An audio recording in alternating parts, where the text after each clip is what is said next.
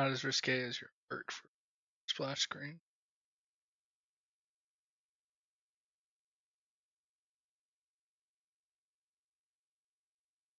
There's multiple reasons for that, but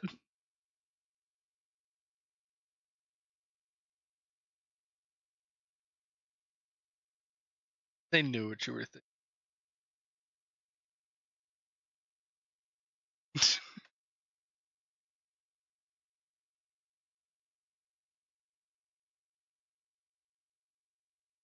Sound alerts sent you a message with purged.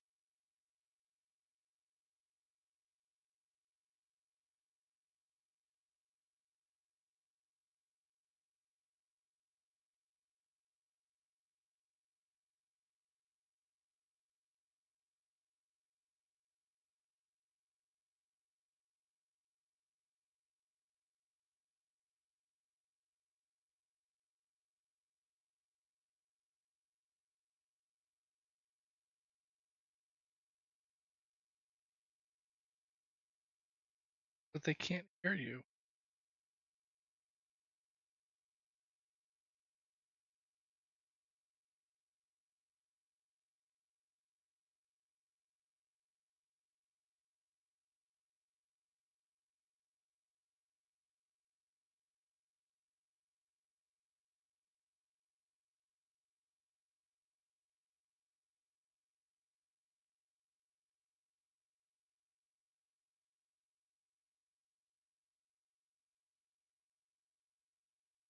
No, I don't.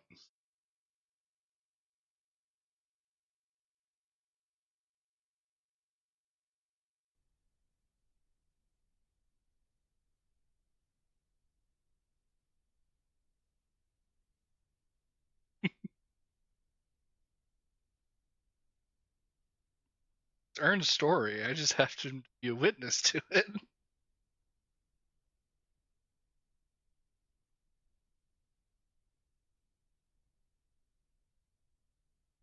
Yes. We were talking about Indian food.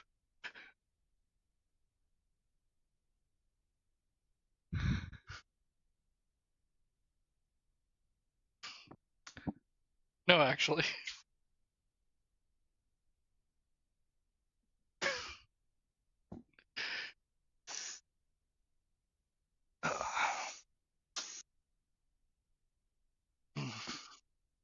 No.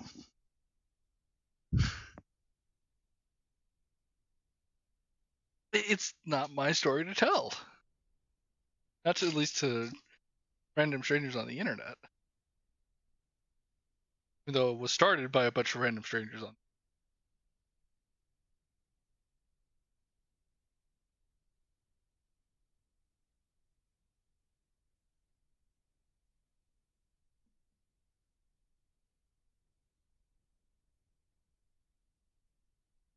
Dane Dano yo.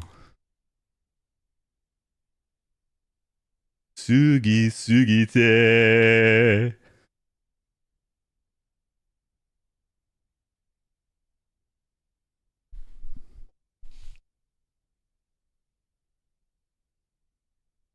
What are the odds that all 36 of us are serial killers? Ever played Town of Salem?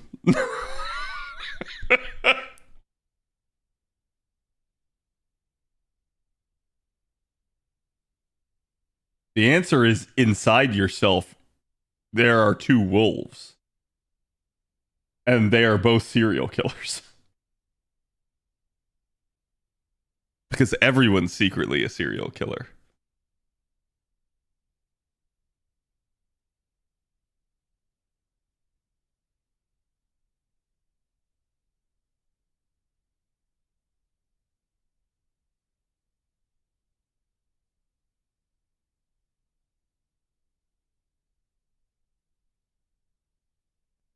Okay. Hello, everybody. How's it going? Let me get today's tweet out.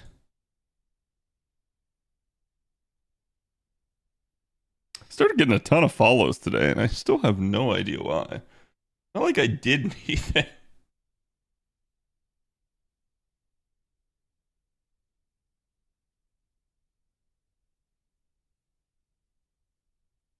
That's hot art there? Yes, it is.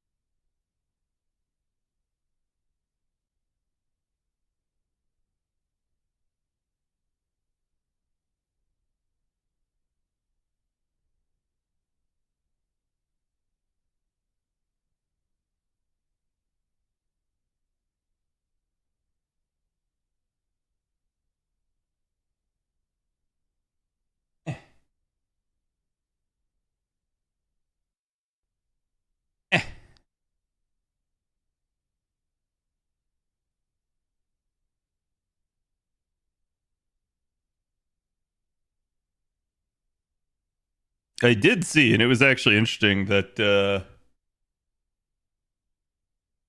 people were really giving Xbox some crap today, which honestly, good, right? Like I've told you guys before, I really don't have a stake in the whole like console war deal, but like I am actually glad to see people holding Xbox's feet to the fire for once, because it does feel like most of the issues that have happened in the past, people kind of give them a pass and just don't like call them out for stuff.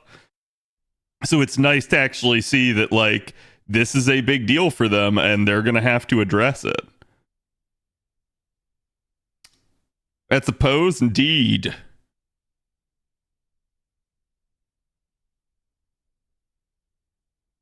Okay, the tweet is live. Go give it some love. Do me that favor, chat. I appreciate it if you do. Yeah, I saw even the head of Arcane Leon came out and was like, he didn't direct it at them, but he directed it at them. And he was not pleased, which I don't blame him for not being pleased. The other Arcane studio got shut down, which is just wild to me.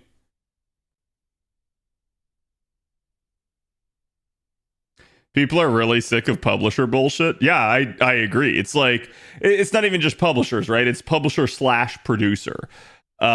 It's people are tired of the money dictating everything rather than the pursuit of having a good game, right? A game that players want to play and actually enjoy. That's kind of the issue at this point.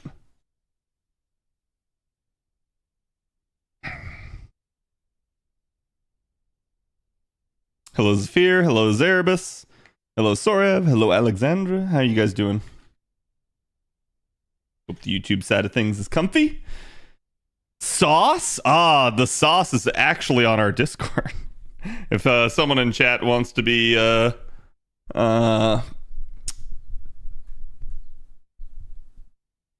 enterprising and go get it for Johnny, I would appreciate it. But it is an art by if you guys are familiar with the artist Teddy Pocky, he's actually done like official artwork for Azure Lane and stuff like that, and I got him to draw me a couple of Aurelia pieces, and this is one of them.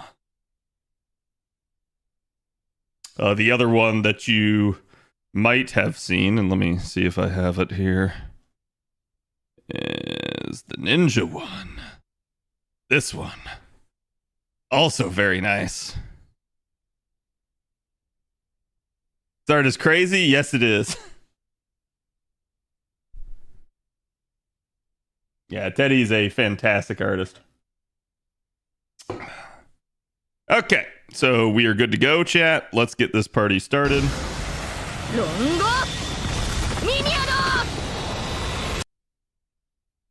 There anywhere her ass cheeks are concealed? No. Anyways, here is today's art of the day. Go give the artists some love. You guys know the drill. Support them. Make sure you go give them a big old follow. Everything you want to do. So we are We are back. I've actually had quite the long day. I know Bob had a long day from talking with him as well, but at least in my case, I just had a ton of stuff to do. I had, meetings and webinars that I had to go to today, and I also had a doctor's appointment, which was a follow-up from the doctor's appointment I was supposed to have in the middle of tax season.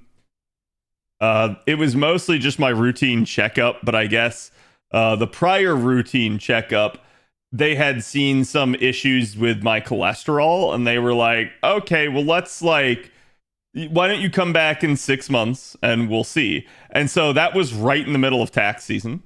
And I forgot to actually, because I was that busy, I went to the doctor's appointment, but I forgot to do my labs beforehand. So they met with me and talked with me, but they were like, yeah, there's nothing we can do without your blood work.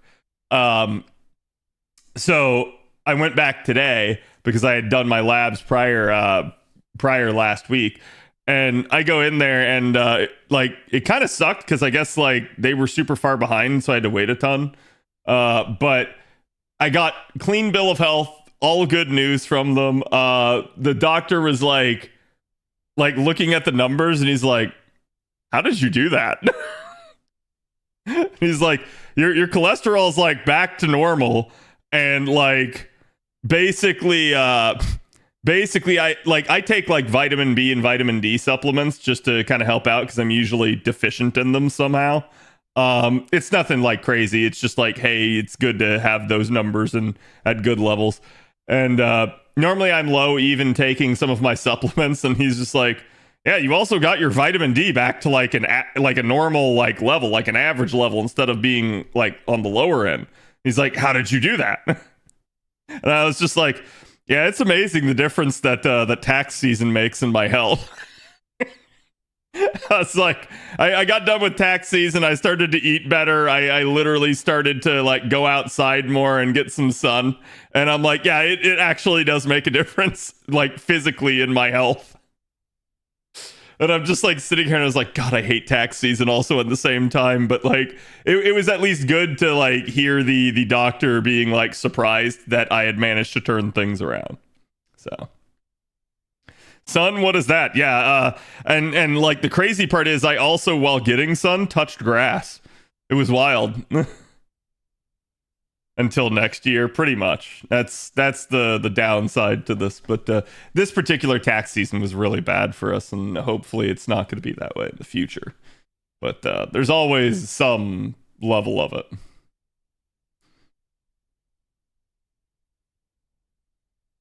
What it's doing here, minus the dinosaurs, of course. Oh no, hold on. Are you sure there's no dinosaurs? But yeah, no, I'm at least happy. Not that I was super worried about it or anything. Like I said, it was just, hey, the numbers were kind of low. Come back in 6 months and let's see where they are. If they're still low, maybe we'll put you on something, and if they're not, then we're good. And they're not, so I'm still good.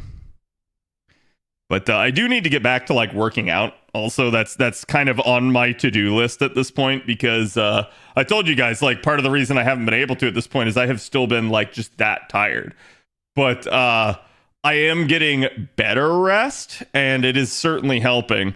Though admittedly, thanks in part to Hades, I have had two days in a row where I've been up late. And that is not a good thing. I need to make sure I get to bed on time so I get good sleep. Good sleep is essential to keeping your health up. We do have a dino waifu, indeed. Mississippi doesn't have them anymore. Are you sure? Got another CE drop today, so now I can MLB a second cranking when the event ends. Nice. Yeah, I actually low-key want the drops, but at this point I don't think I'm gonna get them, and I'm not really wanting to farm in order to get it to drop, because who knows how many runs that will be. I am also almost done with my grail casting on JP. Thankfully, the roles for what's her face for Aoko, and the fact that she took me to pity, the silver lining is that I had a ton of coins from that, so I was able to print an entire grail based off that, and I managed to get a bunch more FP rolling done, and I think I only need something like 500-ish coins or something to go. So it's not too bad. I'm doing pretty good in that regard. Sounds like a personal problem. It's always a personal problem. What do you think about the weapons in Hades 2? I haven't really gotten to try out. McTankles was kind of asking me. I haven't really got to try out the other weapons too much. I've done one run on the daggers and one run with the torches. But the torch run that I did, I purposely sacked to go live yesterday. So I basically like didn't get much experience with them. And then like the beneficial run for this one was the it was basically the whatchamacallit. The staff. So like I went back to using staff for the one that I just did, which I got all the way to the third boss. I don't think I would have beaten him, but he like got some weird ass like lucky hit where I didn't feel like I got hit by him, but he did hit me and dealt like 60 damage almost, and I was like, oh, okay. Guess I'll die then. And that just was what that was. I was watching someone else do a torch run. They didn't like the weapon very much. I feel like for torch to be good, you need some pretty good mana, because the way that torch works, as far as I can tell, is that it really hinges on being able to hold down the Omega cast for your attack, because it's a like channel, it's a charged thing. And if you do that, it actually does really good, powerful attacks. But if you don't, I don't think it does. Yeah, it's just slow. That seems like the best to use. I was commenting that to me, this game feels better compared to Hades 1, in that the starter weapon is just to me a little bit of a better, more well-rounded option.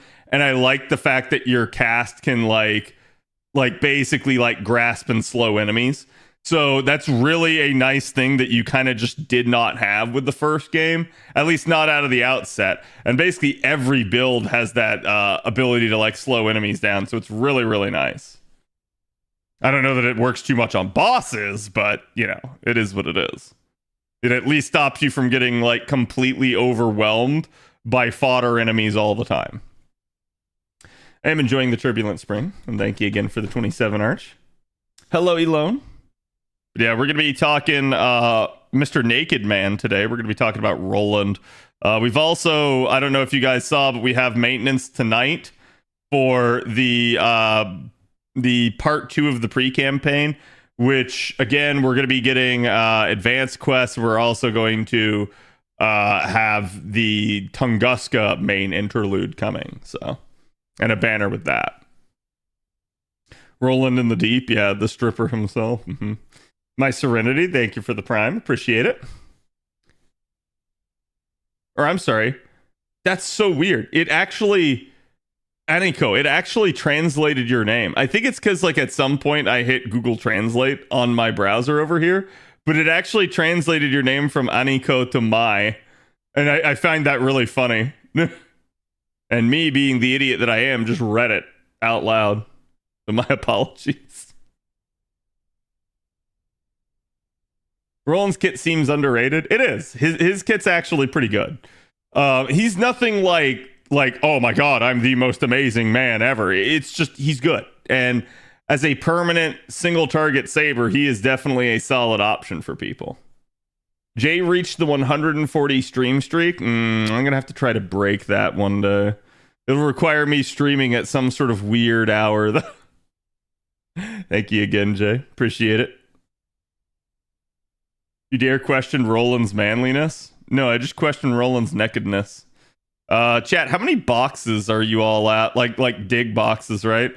As you guys can see here, I'm basically on, I guess this is going to be 36.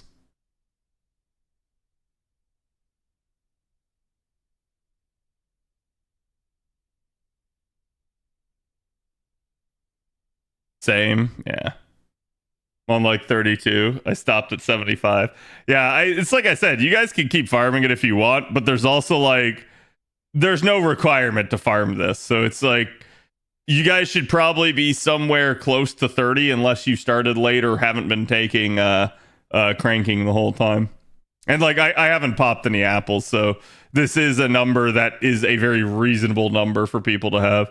But it's also not unreasonable if you did pop some apples. Because depending on your account, it may be like the best thing for you. Actually, I think I'm done with the shop now. Yeah, with that I can buy all of the... Okay, so that's done. Fuck it, I'll even grab the code remover. So I no longer have any use for bronze.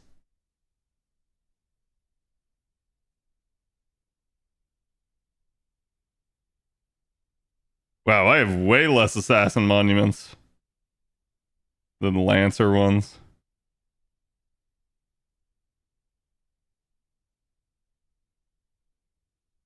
The only two remaining are the exact same. I'll go with Lancer over Caster, but yeah, there's really, I'm running out of stuff to do regardless. So it's kind of why like there's really no point to me to like popping apples to try to get the extra copy of aerial drive. It's or not aerial drive, cranking. It's really not worth it. I did see someone on Twitter. I don't want to call them out or point to anything, but I did see someone saying that like basically that cranking was only like an 8% increase over aerial. I did want to address that in case anyone saw the tweet and like we're getting weird ideas about it. It's not. It's definitely a lot more if you're using it in conjunction with Oberon. Even if you're not using it in conjunction with Oberon, it's still something where for most comps, NP damage is usually the rarest of buffs. Less so nowadays that Oberon is a thing, but if you're not taking Oberon to the party, it probably would be. So if you're taking Oberon to the party, it's way better than 8%.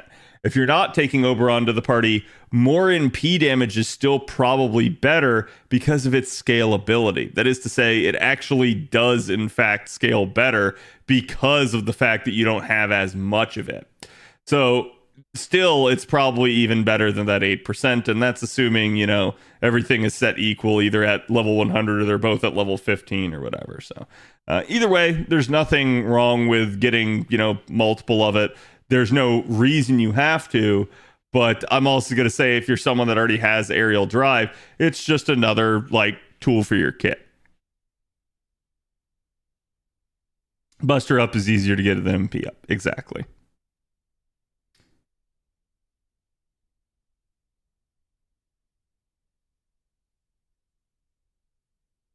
Cleared the shop and I'm at 52 boxes. I just need one more drop for second MLB. Yeah.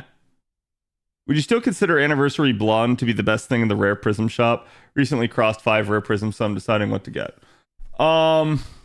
It's more difficult nowadays. There's a lot to be said about taking something like Fragment of 2004, but I'm gonna say, especially since we're talking NA here, not JP. JP just got another Mystic Code that has guts on it finally. So that means you're 2 years away from that on NA. Yeah, I would still go with Annie Blonde because it's really going to be one of the only ways you can get guts off of a Mystic Code. Fragment of 2004 would be the next one that I would go with. It is a very good Mystic Code as well, particularly if you want to loop without using Plug Suit. And if you determine that that sounds better to you and something that you might use more, feel free to go with it first. It's just, to me, having the ability to have that nice Star Bomb, that Buster Up, and a Guts application, which is like that's the only way you're going to get it off of a Mystic Code should you need it. That has its uses, but it's totally up to you.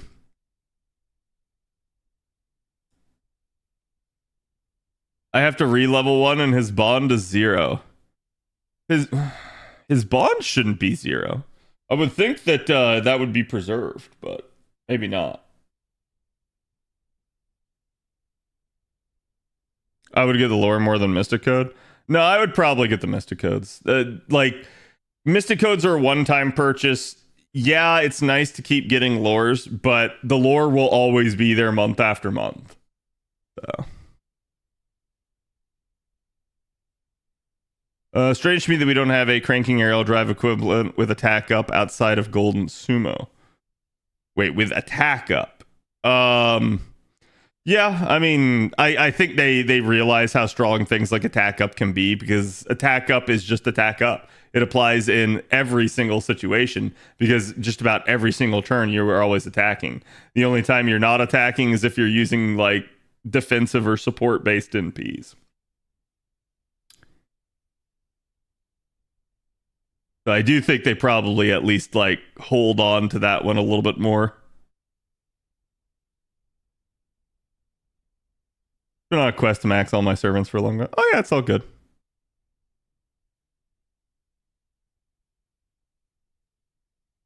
I need Bond Grail since I have 0 and my units are close to cap. Yeah, like I've told you guys this before, I actually don't feel like Bond Grails are the best investment for your rare prisms, but there's definitely something to be said about at least having like, you know, anywhere from like 1 to 5 of them on hand. Particularly if you have units that are getting close. The good news is, again, like later on, we're going to end up getting a huge influx of Bond Grails given to us. And at that point, you can basically just stop buying them. Or if you realize you're getting close to that point, you could stop buying them ahead of time.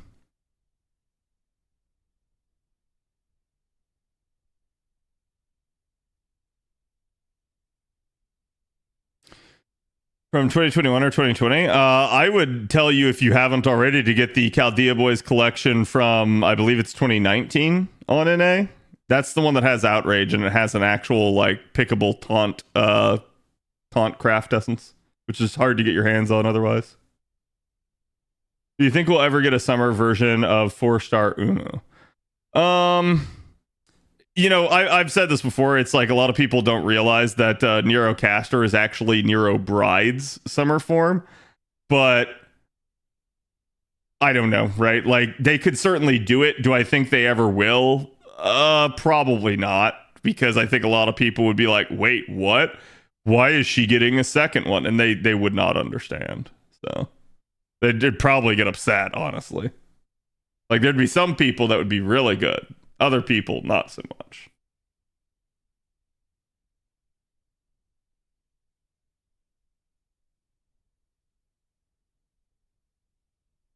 Catching up on leveling servants for Annie, nice. Invasion was postponed.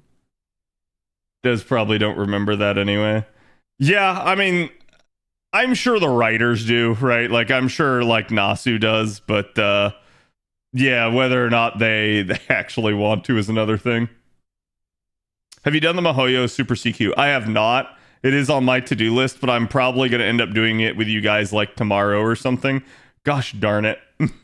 I knew, even though I tried to like clear out my inventory, I was like, something's going to end up stopping me.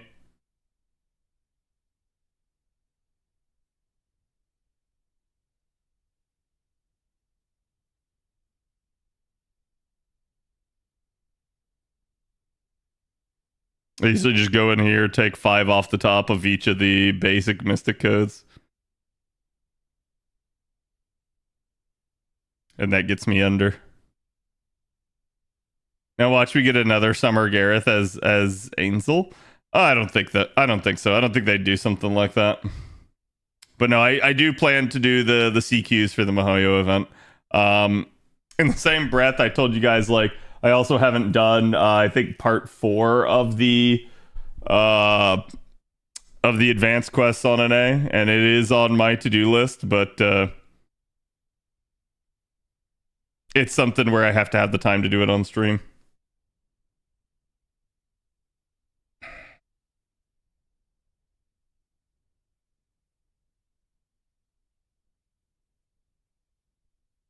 I'm sure CB would like a summer Nero. I mean, I'll just say this. Nero fans would love a second Nero. Everyone else would probably be pissed. Right? Like that's probably why you won't see it. Because not only would people be pissed that it's another Saberface swimsuit, people would also be doubly pissed because they would be like, what the hell? Why is she getting preferential treatment? Why is she getting a second form?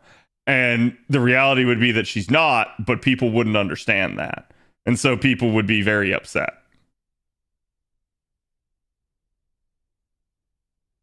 Ren fans would riot? Yeah, exactly. Where's the Ultra Summer? Yeah.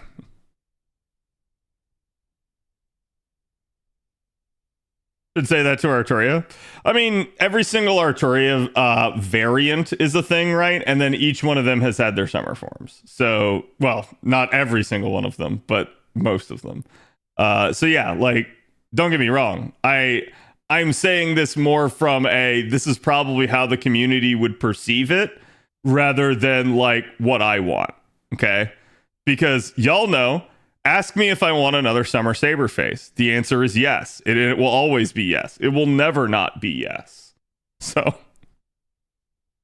like, it's me being objective with you rather than subjective and just injecting my own bias, right? And just being like, oh, yeah. You guys know I want it. What's the difference between Nero and Nero Bride? That's been debated before, but it's basically Nero Bride has a much different mentality on things. Like, OG Umu just kind of wants to sloot around a little bit. Nero Bride is like kind of more devoted, but it's more like it's an alternate what if of if Nero like was a bride and was waiting for you. Which I will say, like, I'm really surprised they didn't do more bridal units in the end, because I actually think it's a cool concept. Think you want a Summer Anning after that cram? Maybe.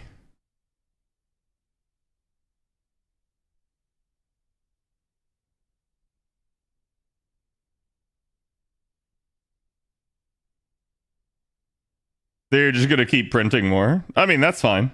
And I've said this before, too. Like, I just never understand people being upset about the summer units we get, right? Like, I understand if you don't like a unit that got a summer like style or something like that, but there's no point in getting upset because you know it's something that someone else wanted, and you know basically that it doesn't work like, oh, because this unit got a summer form, now my favorite unit didn't. The reality is they probably made the event for the units, because they've talked about that before, that like they actually designed the summer event around the units that they want to give a swimsuit to. So at the end of the day, there was no like, it should have been her, like that sort of thing, right? And I've said this before, because like I think it's really stupid, for instance, that with like Summer 6, they didn't put Drake in that event. That event is like literally tailored for her, and they didn't put her in.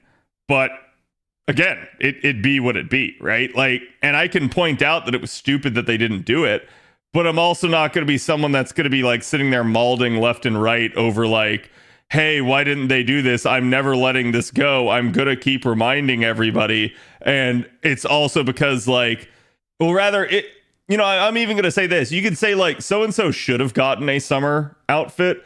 And that is way better than saying so-and-so should not have gotten a summer outfit. Right. So it'd be like, because I'll use this as an example. I've actually seen people like unironically say that Gareth should not have received a summer outfit. And I'm just like, based off what?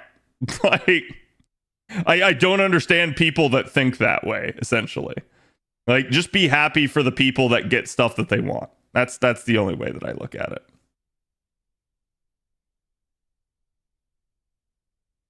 Set them free, please. Yeah, exactly. It's like, I understand people really want certain summer units, like Erish, for instance, and it's like I completely get that. I understand being upset that they keep not doing it.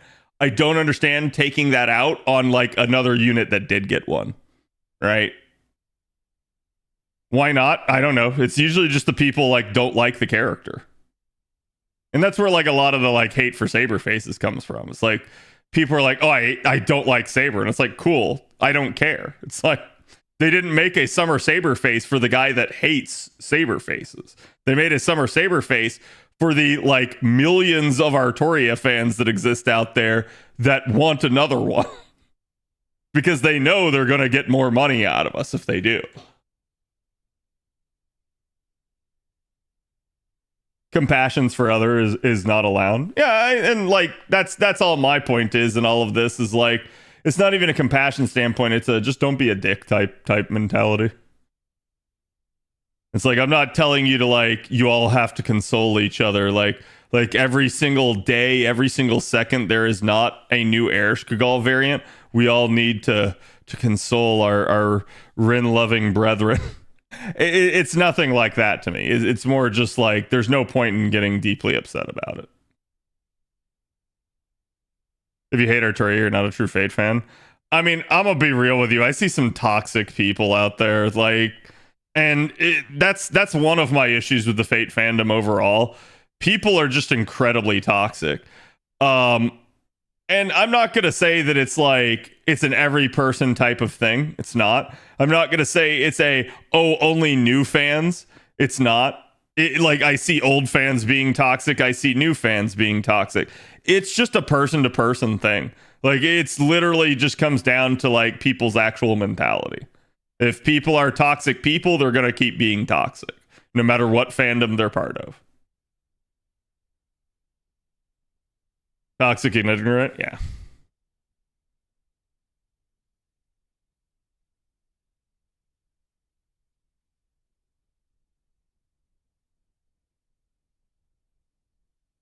Was Morgan as the anniversary servant? Yeah, I mean, I can at least understand that one. And I would say this. So when you say that you didn't like Morgan as the anniversary servant, did you want a Summer Morgan though? Or are you just against Morgan getting a summer version? Right? Because I think most of the people that have issue with the Morgan one is they have issue with how it was implemented, not that she got one.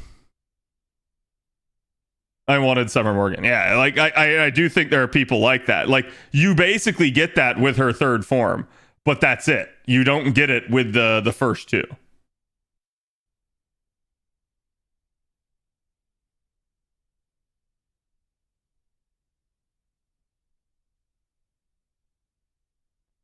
Summer Morgan has basically been implemented like Proto Merlin. Yeah. And I've said that before too. I didn't really like it in the sense with Proto Merlin either. Proto Merlin should have come in as a unit and then literally should have gotten a like summer form later. It feels really weird, but again, it's like, yeah, they designed the event around the people and that's why they tried to do it. But I agree with you guys. I think some of their implementations could be better. I think they were trying things out. I think they were mixing things up, but I don't really understand why they did it that way, if that makes any sense.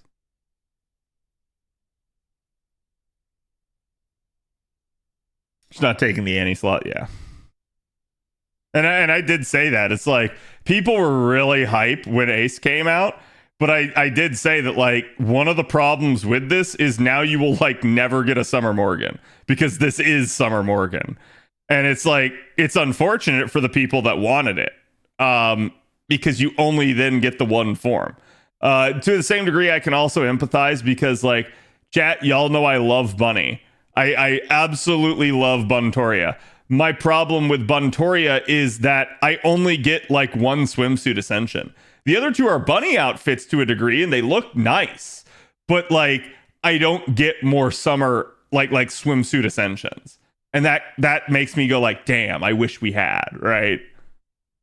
So it's like, I can completely understand why people feel that way.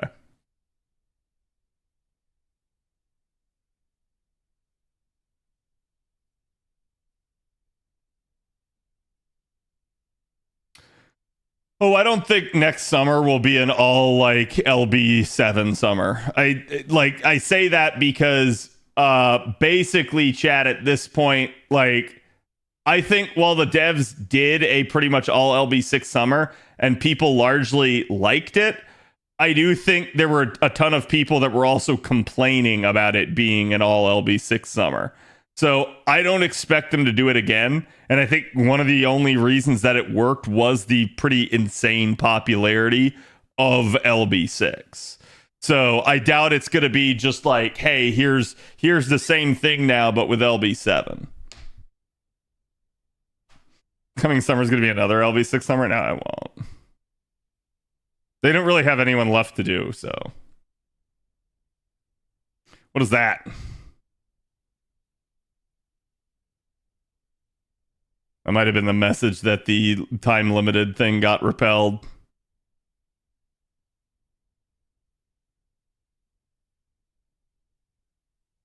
Aurora? I mean, maybe, yeah. Like that point, that'd be the same as Proto Merlin, where you're getting a character for the first time as a new summer unit. Which I'm gonna be honest, I hope they don't keep doing that. I would rather units get their time in the sun and then later get turned into a unit. Also, I don't know if I didn't see it, but Fletcher, thank you for the gift sub earlier. I'm sorry. We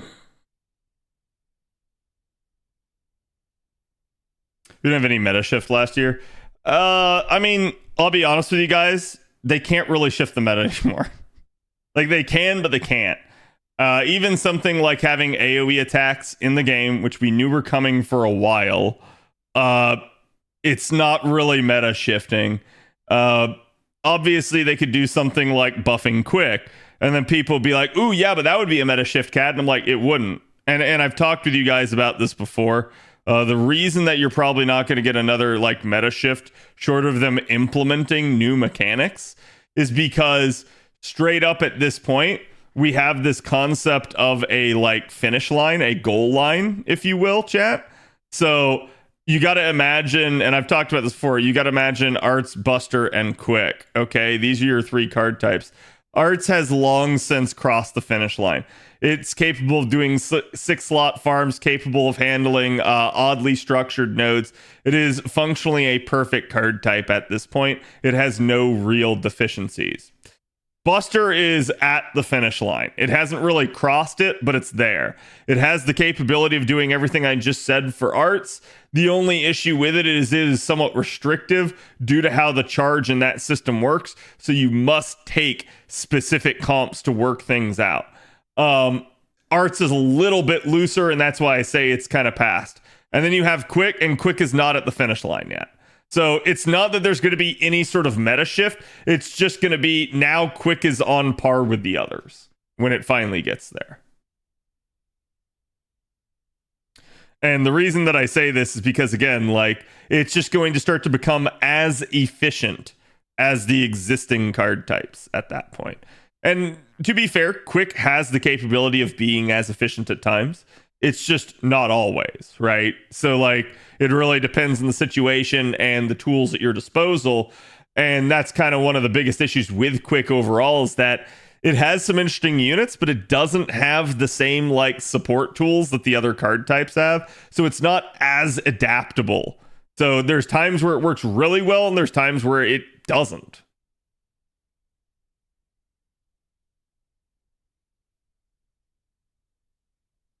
I still have trouble with Arts at times, so it's not perfect. Don't take this the wrong way, because I don't mean this to be insulting, but that is probably a you issue, right? Like, what I mean when I say this is it's probably an account issue. It's probably like either the units that you have, or it may be the development of the units, or it may be, again, like maybe you didn't come up with a good strategy for it. There's obviously times where Arts doesn't work, but it usually is an instance where the fight is anti-Arts. Like, it actually has a gimmick that discourages it. Other than that, it doesn't really care. Arts cares about MP levels a lot. I think everything in the game kind of does. Like, the issue at play here, though, Chad, is again, with Arts, you can just keep doing it over and over and over and over and over again. It, in a weird way, Arts doesn't function on the same 3-turn cadence in most cases that, like, Buster and Quick do. Buster and Quick, when their buffs fall off, it's like big oof, and you gotta wait for the buffs to come back.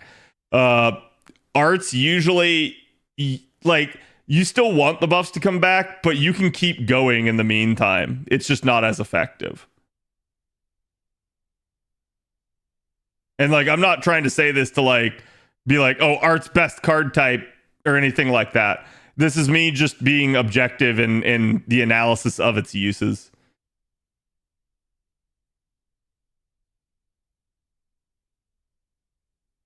Being able to use two Cs at the same time. I mean, that might happen in the future if they do something with Bond Cs, but otherwise, I don't know. I feel Arts can keep going until the buffs come back. Yeah, exactly. It definitely depends on the unit. Some arts units don't have good refund, but some arts units just keep going and going and going. They're like the Energizer Bunny.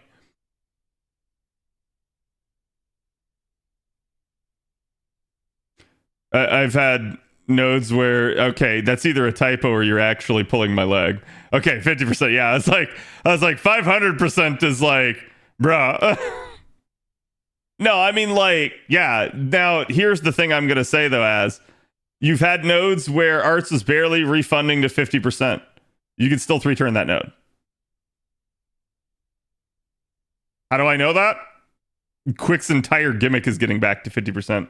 So if literally Quick can only manage 50%, arts barely being able to manage 50% means Quick was in a much worse circumstance.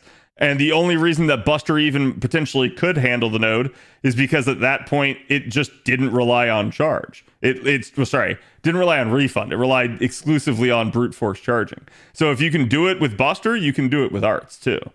This is why I said, like, it's probably an account issue, because if there's anyone that can refund off of 2 enemies the best, it's arts over Quick.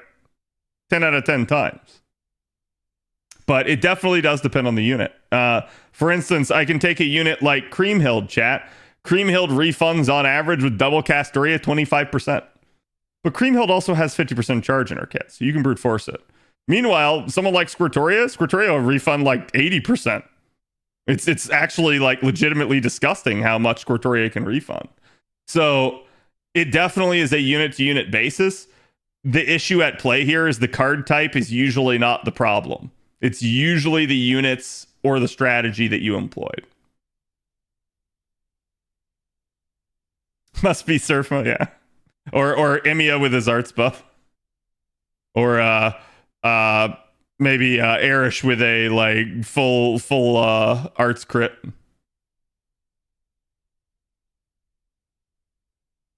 All of them have damage issues unless you have hard niche or NP5 or the main DPS.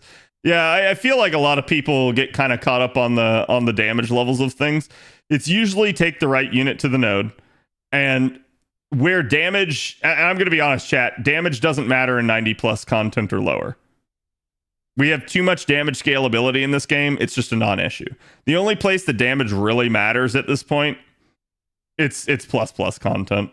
And plus content is a weird, like, situation. Usually there's an effective unit. Usually there's a clear, like, hey, take this unit to the node because it has, like, niche damage. Or there's a damage CE at play.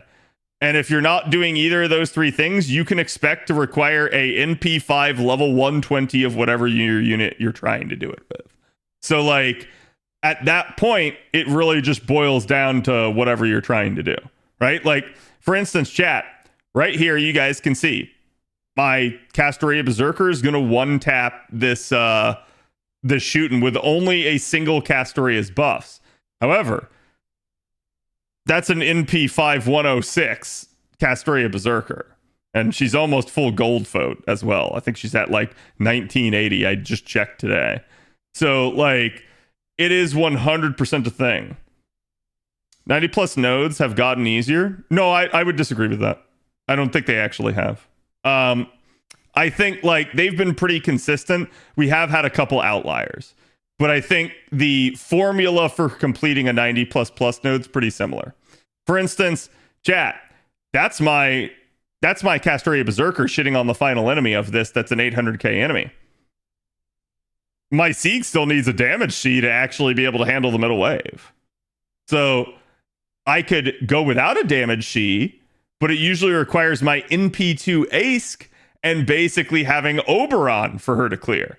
So I can do it without, I can do it with, but you can see where, depending on the unit that I'm taking, depending on the niches at play, depending on the supports, it can be difficult. And I could, again, employ someone like Ace to handle the middle wave, but then I would mightily struggle on this if I didn't have Castoria Berserker. So certain units are really good in certain situations, other units not so much. And this is also why I've said I think one of the issues that faces the devs in the future is kind of like 4 stars and lower in how they treat them. Because to me, it is very difficult outside of having something like a damage CE to ever be able to use a 4-star in these nodes unless they are just super effective in some way. People just have realized that they can use better strategies. Yeah, and I'm going to say this too, chat. There's also nothing forcing you to 3-turn these nodes. Like, there is absolutely nothing. I just, in this particular instance, because I know I rolled in this event, I know I can get away with it because I have that much efficiency. So I'm not like trying to like gain max efficiency out of it.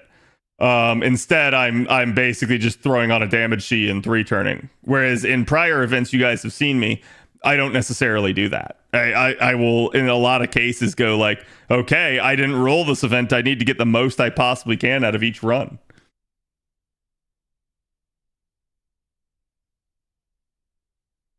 Hey, it's also 2K Fode. Is she grailed at all? Didn't max level the damage sheet either. What? How did... What? Mother... Huh? I like somehow swiped that, and I have no idea how I did that. Round to 100, yeah. I'm not looking forward to 90 plus lottos.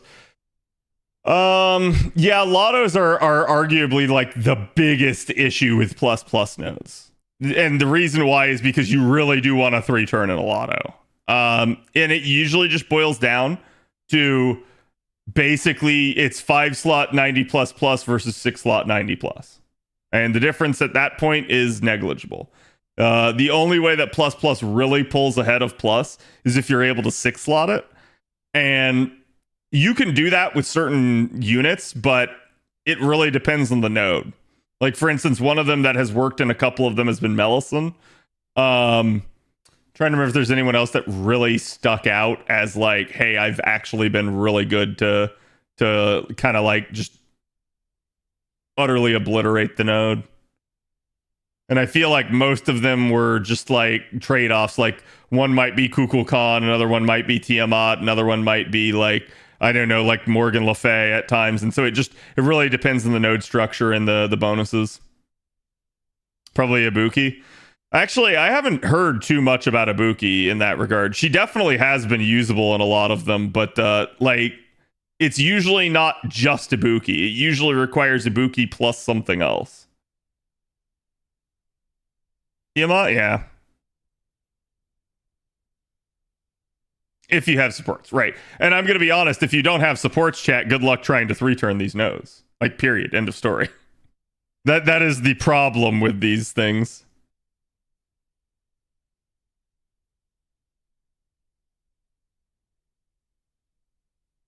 I saw later lottos had 6-slot 90 plus just be better than plus. Like, they changed that from Fairy Cup until now. Yeah, because I think it's like plus is there for people that, like, if you really have that crazy of an account, you can 6-slot it.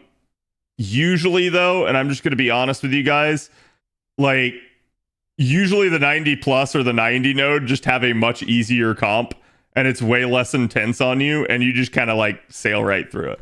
Whereas like the 90 plus is like, you have to have a very specific setup and you have to manipulate it in certain ways. And it gets pretty tiresome trying to like farm that way.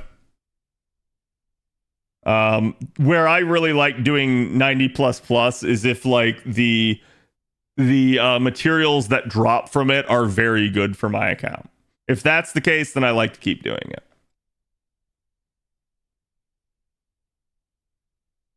Depending on what the quest drop, yeah.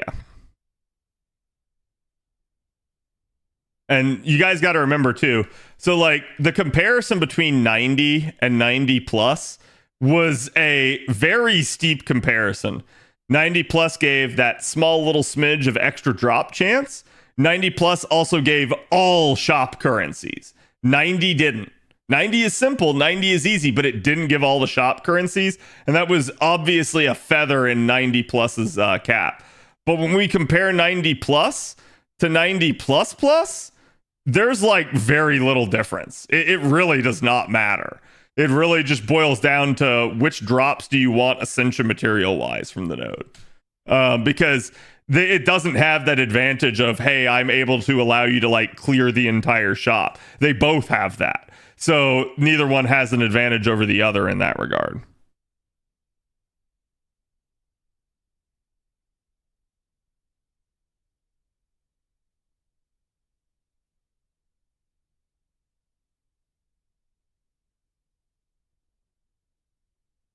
All depends on materials, yeah.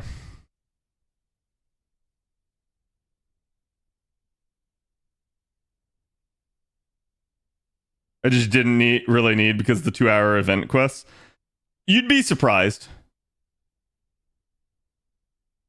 Like the 2-hour event quest certainly helped. Damn it, I did not mean to pop his arts up. I may have to do something about that, but it is what it is. Nolly boy, thank you for the 32. How's it going? As long as there's no 90 star nodes. If they start doing star nodes, I think I'd just be pissed at them at that point. Because at that point, my entire stance is, instead of making star nodes commonplace, just increase the level cap. Just do that. Totally restart the treadmill. Just be like, okay, now every unit, whatever their maximum level naturally was, you have 10 more levels. So like an SSR, instead of going to 90, now goes to 100. An SR, instead of going to 80, now goes to 90. A 3-star, instead of going to 70, now goes to 80. Like just do it that way. What's a 90 star node? We were actually just doing one. The storm pod node that I do every single day is a 90 star node.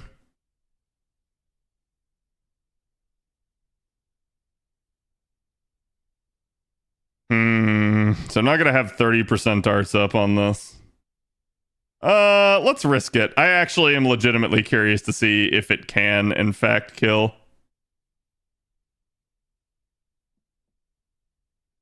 Yeah, the bleach shard stuff. Do level 100 nodes, cowards? Yeah, that's my entire point. Is like, at that point, how many times are you going to keep doing this, right? Like, before you just realize that power creep is set in and you need to just reset the power creep. That's a Hans buff. Let's go. Yeah. I apple the 2-hour event quest. Yeah, I mean, if that's the case, then you definitely didn't need to. Like, and don't get me wrong, like, you don't have to apple them. Obviously, doing so gets you a lot of good rewards, though. So I don't blame you for doing it. So, interesting. He didn't need the 30% darts up, it looks like. Everything looks alike. Poggers, yep. 90 star, yeah. I do think FGO is going to have that issue in the future, especially if we start looking towards a part 3 or something like that. What the hell? Did I not? Yeah, I don't think I popped the Mystic code. Oh, and I didn't give her overcharge. Omega lol.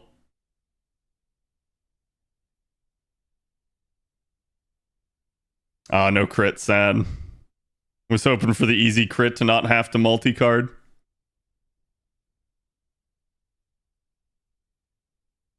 Avalon trying to bring more math into the game. No, I mean, it's just one of those things where it'd probably actually be the easiest solution for the devs. They kind of already know the rates of increase of things.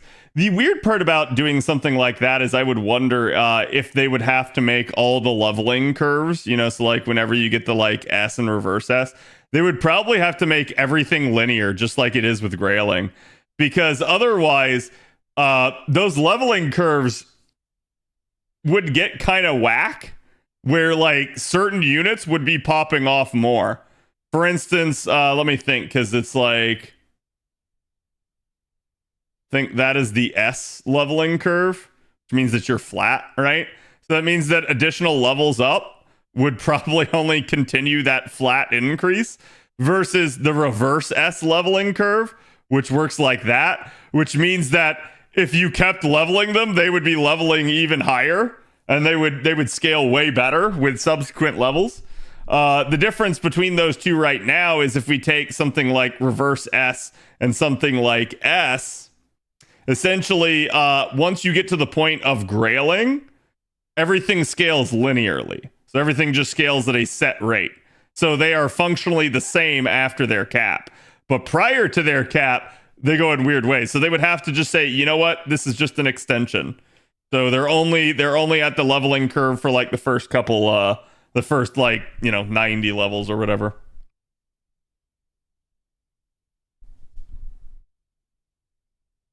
Time save always leads to time loss in this game, pretty much.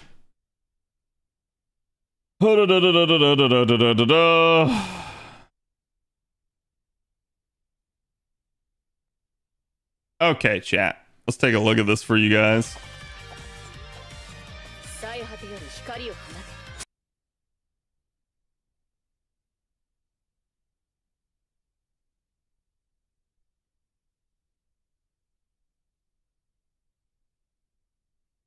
Okay. I think grailing lower rarity units should have a higher scaling.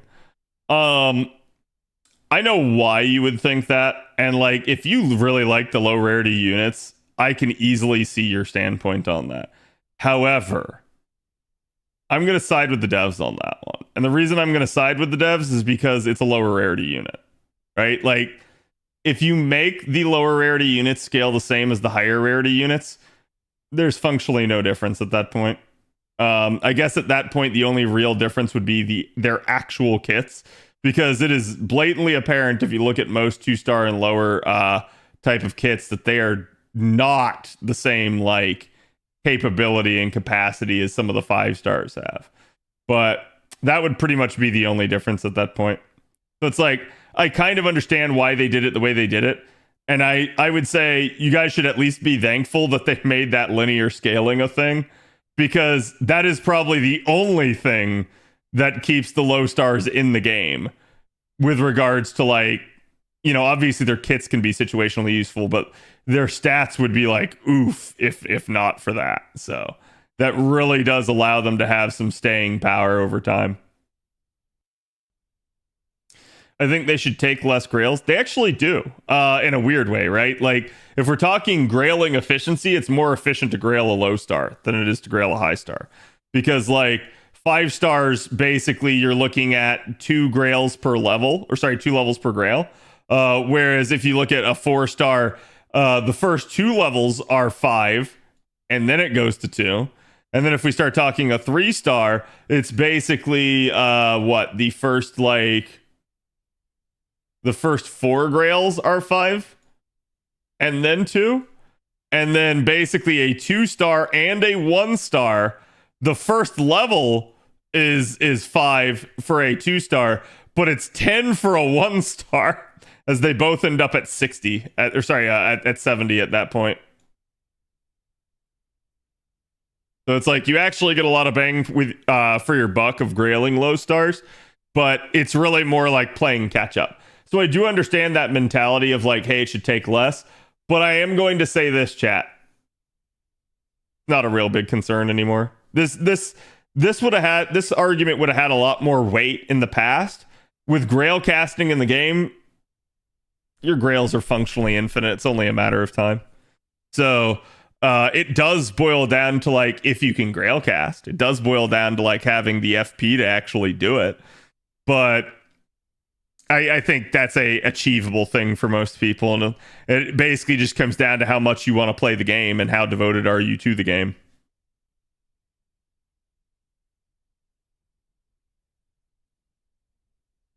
I think low stars still get reduced stats at comparative levels, don't they? No, so the issue at play here is because everything scales linearly after the point of grailing, it's just simply that 2 stars basically have a lower base. That's all. It's when they actually hit their cap. So like when a low star basically hits like 60 or 65, where they are at this level compared to where a 5-star is at 60 or 65, they are usually lower in their circumstances than the 5-star is. So even though they start scaling linearly from there, the 5-star still usually outscales them a little bit. And you can actually see this just in the comparison of like very similar 4 stars and 5 stars. If you ever look at things like raw NP damage, a lot of the time you'll actually notice that the 5-star, like with subsequent NP levels, will just outscale the 4-star. And it's usually just the better stats are the differentiator.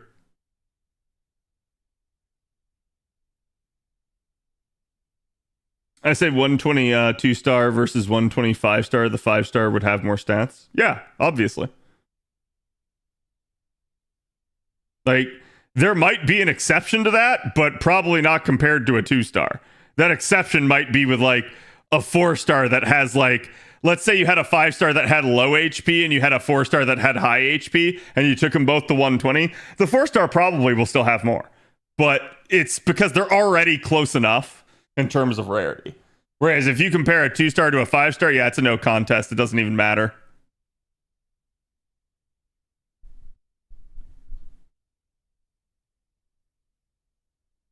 The 5-star should have better stats than the 2-star.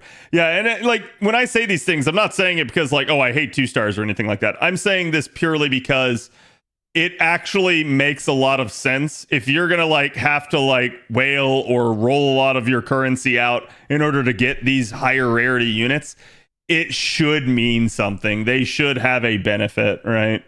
And I again like, when I say they need to do something about the low stars with regards to the 90 plus plus, it's mostly because a lot of the low stars and their buffs are kept pretty low performance wise.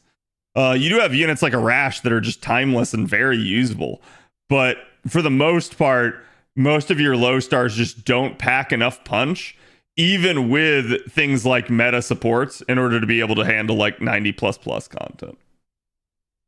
It usually would take, you'd have to have meta supports, you'd have to have a damage CE, and like either some kind of niche, or you would have had to have grailed them for them to have enough firepower. Would you say you're your favorite 1 to 3-star units? That's a difficult question. I really like Bedivere, actually, in all honesty. I think like just his story is really cool and his design's awesome.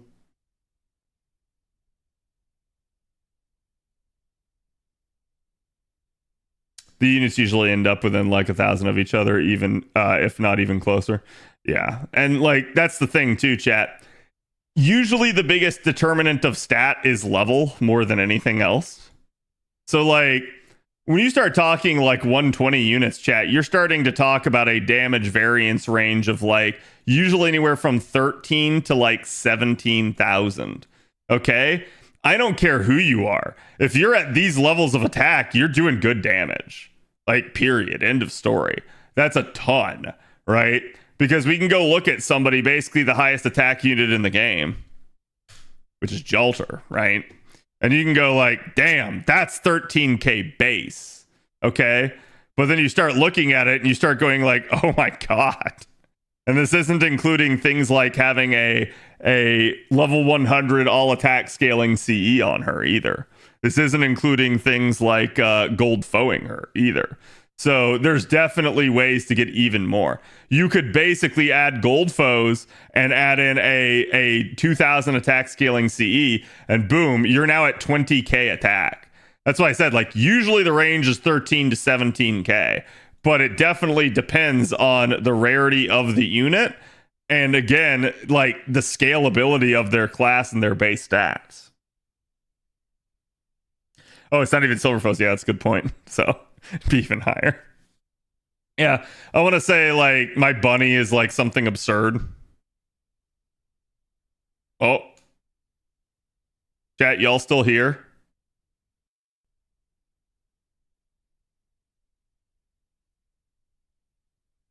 No? Okay. Yeah, no, the reason I asked is because my power just flashed. I don't know if you guys actually caught it on stream. It was that fast. Where am I here? Yeah. So Bunny is, let's see. Bunny is that plus an extra 2000 HP.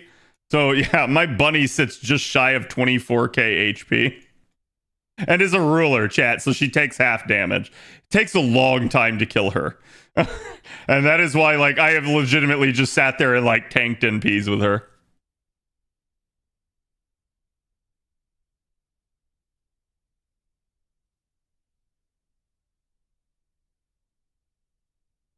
I saw the flash. Yep.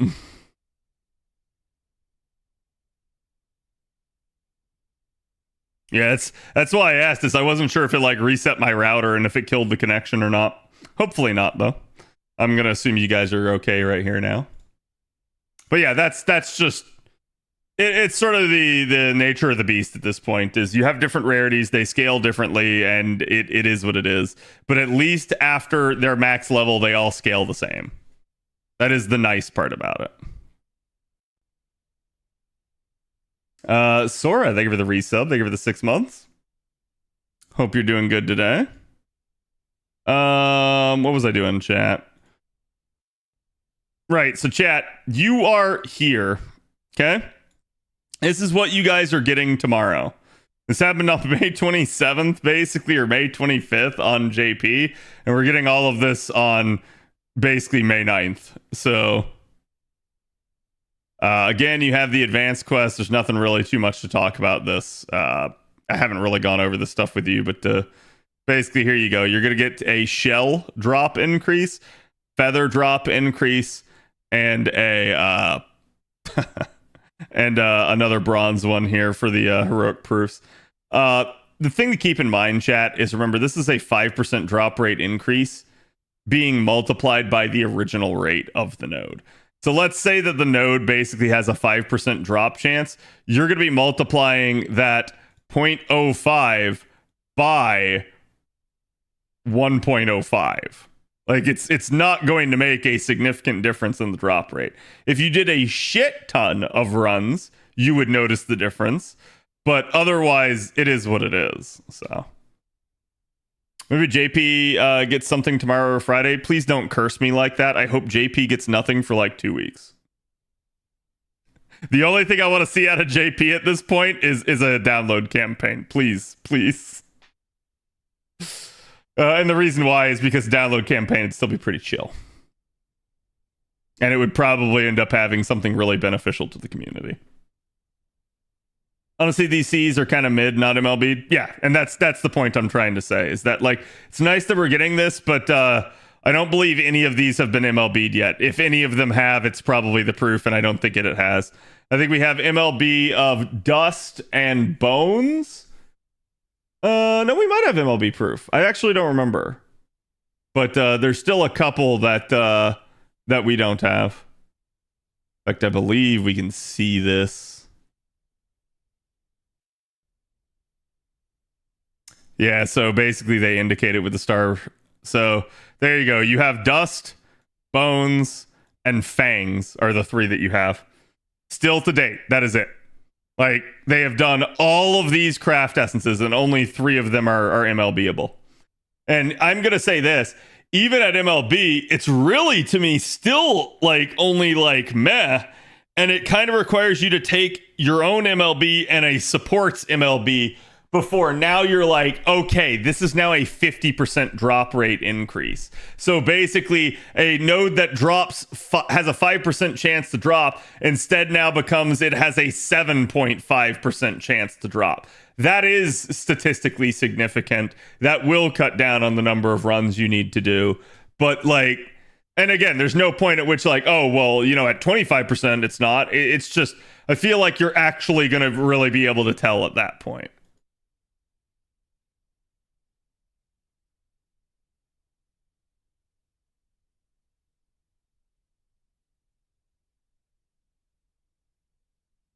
Dead month incoming? No, it won't be a dead month. GP's next download campaign's 30 million, right? Yep. And they're kind of due in for it now, so we're hoping.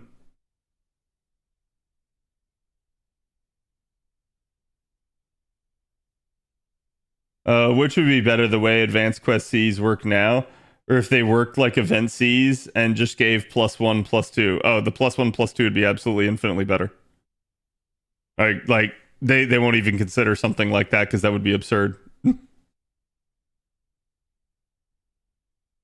And the way to think about that, chat, is you would only need 1 copy to literally double your drop percentage. And an MLB would basically triple it. So yeah. Like imagine you run like dimming or something and you get like 2 or 3 fangs. That would change it with 1 copy to 4 or 5, and basically with 2 copies to 6 or 7, which is like pretty freaking nuts. Or sorry, 6 or 8.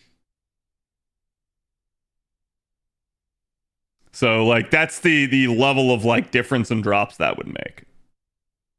Whereas the way it works right now, it might change it from like 2 to 3 to like 4 to 5.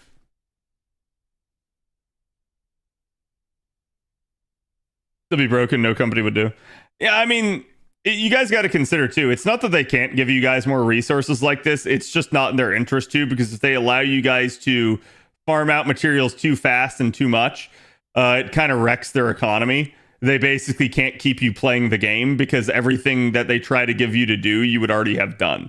This is actually a big reason why you get new like ascension materials added with every single story chapter. It's to prevent you from ever quote unquote being fully finished.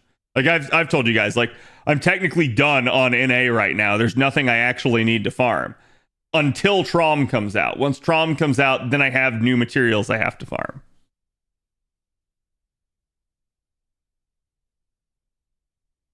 Aside from Bones, yeah. And then Trom comes out Strom and you're not done anymore. But that is why they do it. It's 100% the reason. So that's Advanced Quest Part 5. Like I said, we'll probably get to this when I actually have the time. We basically had the pre-release campaign Part 2. You guys could see you get login bonus.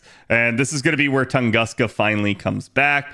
It's basically going to be free. I believe there's a condition for it to be free, but it doesn't actually say here, so just clear for Yuki, I guess. So, but that's weird. Either way, this will at least allow you guys to experience the story if you missed it.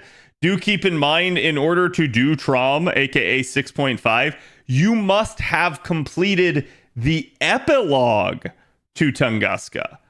Doesn't mean you have to have done the Tunguska main interlude, but you must have done the epilogue. So, again, it is what it is, but I am going to say this will provide you at least a little bit more story context if you guys managed to have missed it. There's also going to be, again, the sort of limited time mission that's going to get you 10 quartz to get it done in order to basically have it. And then there should be a reduced AP campaign alongside of it. I don't know if they'll do it for NA, but they probably should. But again, you can see basically 0 AP story for the main quest all the way up until Avalon Lefay. So basically up until LB6, nothing costs anything, which is kind of wild. There's going to be some special quests with this one. Basically, a total of 7 special quests will be released each day in Chaldea Gate. It's part of Trom's pre-release campaigns. It's kind of just busy work for us. But essentially, the NPC supports are fixed in formation, and you cannot use friend supports. If the specific NPC is defeated, the quest is automatically lost. The difficulty is increased day by day. You can repeat the quest indefinitely, but rewards are obtainable for the first clear only.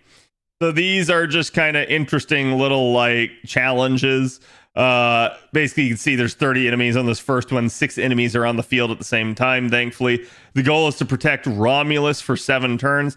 The battle is won after 7 turns if he is still alive. Likewise, if he dies, the battle is automatically lost. NPCs Romulus and Constantine are fixed in the front row, so you cannot remove them. You cannot do anything to get them out of there either. And essentially, at the start of battle, all the effects are permanent and unremovable, including Order Change Shield. And then defense up, attack up, and also Constantine himself will gain defense up. And you can see the completion reward there is a couple of gold foe paw prints, which you will want to do, right? Like you're going to want to get that just because it's so difficult to get those otherwise. And again, you guys can see it's going to be kind of more of the same. Basically the same gimmick each single day, just with more enemies and you protecting more. You can potentially kill them. I do believe you can get drops if you do, but understand how difficult that's going to be with 2 NPCs locked in your front row. And again, the whole goal here is to somewhat protect people. So, but again, it's pretty much the exact same thing day after day. You can see a little bit of a adjustment on that one. And then finally, by the final one, you have 40 enemies in total. And it's right back to Romulus, only it's his 5-star version now. And you got to protect him for 7 turns. So the good news is, again, he's going to gain HP regen for the first couple turns. But it is what it is. They shouldn't be too difficult. Just try to tanky, healy stuff. I'm going to be honest. If you have someone like Merlin, you'll probably just win. But it is what it is. Not hard when I run the food, yeah. Got to protect the Roma. And then we're going to have a summoning campaign. The reason I didn't do anything to cover the summoning campaign is because, chat, they're both permanent units. This is literally the Tunguska banner all over again. The upside is you have another opportunity to roll them if you want. The upside is also that Empty Garden is here. So you guys were aware this was your damage CE during Tunguska. Obviously, it won't be now. But again, you do have an all attack scaling, quick and buster up of 10%, crit damage of 10%, and 50% starting charge. It's a fairly nice hybrid CE. Certainly would be a candidate for level 100. Definitely doesn't have to be, though. So it's up to you if you actually want to do that. But again, it is a fairly nice one if your goal is to try and grab something like that. But yeah, the summoning campaign overall is what it is. It's kind of just expected. And then again, just here is the main interlude actual like stuff. It's just basically them giving you the banner info. So I don't know why they did it that way, but that's just kind of how fandom sometimes denotes it. And like I said, you guys can pretty much expect Trom Monday. We don't have a maintenance announcement for that yet, but we do know the live stream is Sunday night. I'm going to be covering it with you guys on Sunday, so I hope to see you guys there. I actually punted our D&D stream for it, which I feel bad about. But again, this is kind of what happens, and the devs just spring suddenly like that on us, and it just is what it is. I may get on early ahead of it, maybe do some FGO myself if I maybe have like, you know, challenge quests or advanced quests or something to do. Maybe that's what we'll do. You do the main interlude even if you finish the Tunguska event before? Okay. Yeah, I couldn't remember if you did or didn't, so.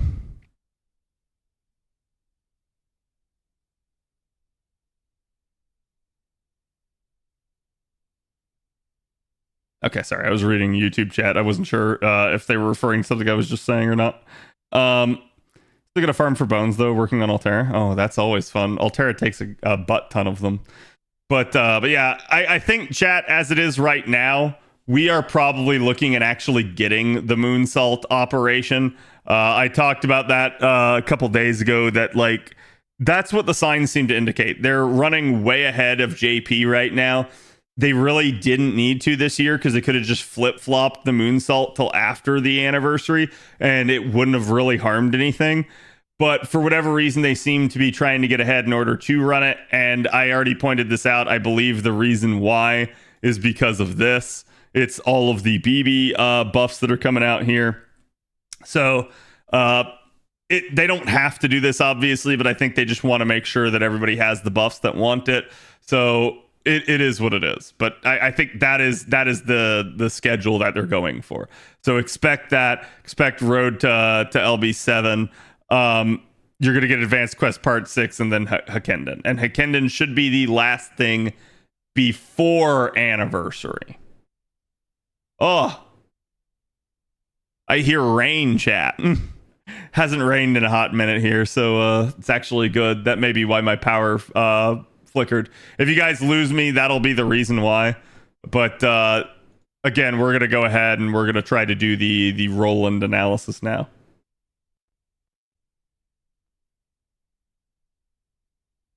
Looks like we got 3 Holy Grails from the story. Sorry, from which one? Bloop, bloop, bloop, bloop, bloop, bloop, bloop.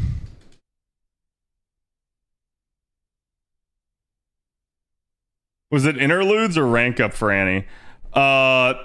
You always get rank ups for Anniversary. It's just the strengthening quests. Oh, 6.5. Okay, yeah. I wasn't sure what you guys were talking about.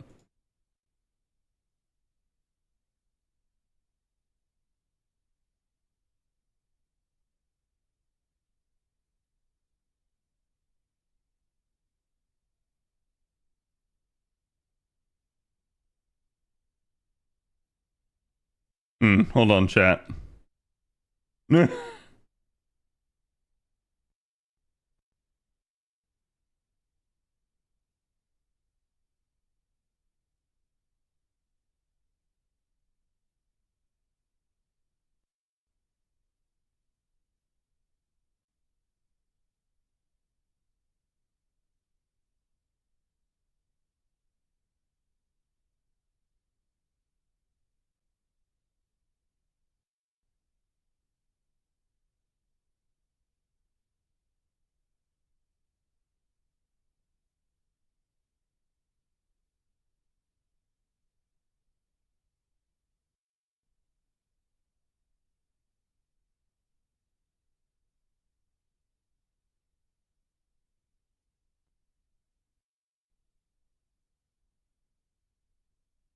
Sorry, I got message, so I'm just trying to respond to someone.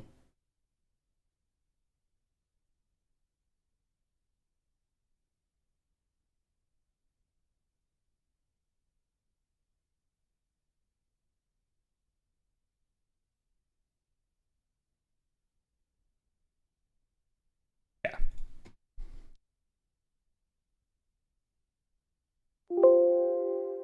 Ugh. Ugh.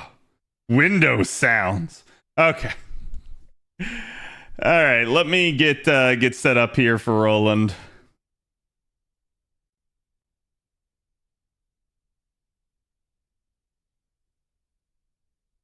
Yeah, and Roland's got the 20% charge and then even more, right?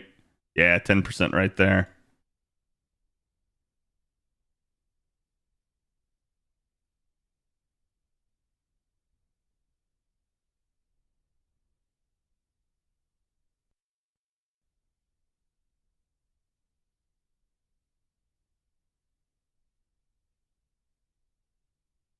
Yeah, I got to think about this one because this one's weird. It's a 3-turn cooldown. Basically, you can use it like every other turn in a Kain Sky system. So it's like you could basically pop it turn 1 and then interject the Kain Sky at 50% and then go a turn. You'd be able to pop it again and then interject another 50% and do it again. So like in a weird way, because you can get that first skill back for the 20%, he ends up functionally being like, well, I say functionally, he ends up actually being like a, like 70% charger. But the reality there is that you're probably not going to be able to utilize it effectively on the middle turn. So it's really just the way to think about it is like 30% charges. So in that regard, he's a 30% charger, just like everybody else.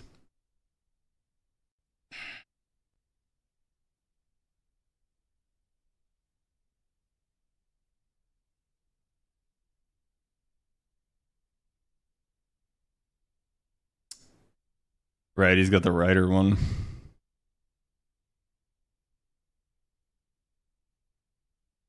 Yep. Yeah, his kit's actually very solid.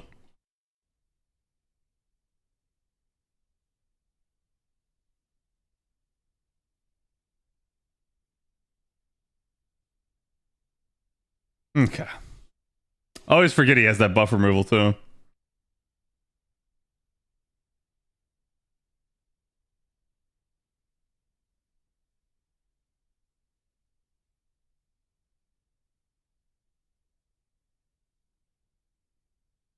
Pretty straightforward kit. Yep. In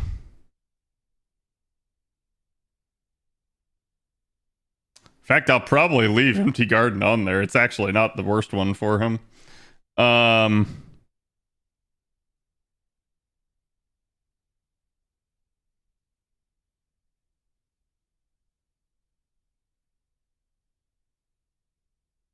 okay, fandom. Why does your website suck? I have to completely let the website load before it'll actually give me that.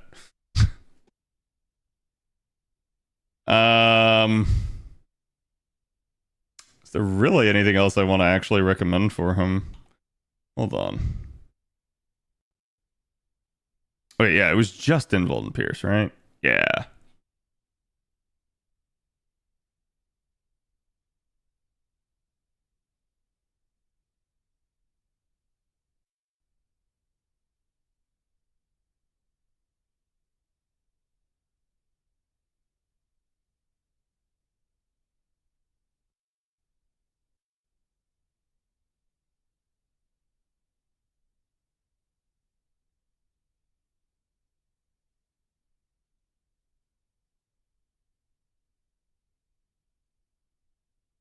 Yeah, there's really not a lot. I just wanted to see if there's a 50% one, and I didn't think there was.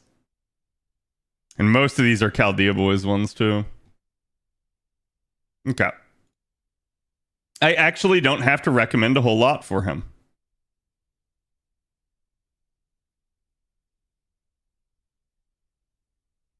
He's good, but most will say Yori's better. I mean, Yori's free. Like, that's always going to be a case, right? But the thing about this is Roland's also permanent, so he can kind of just work, right?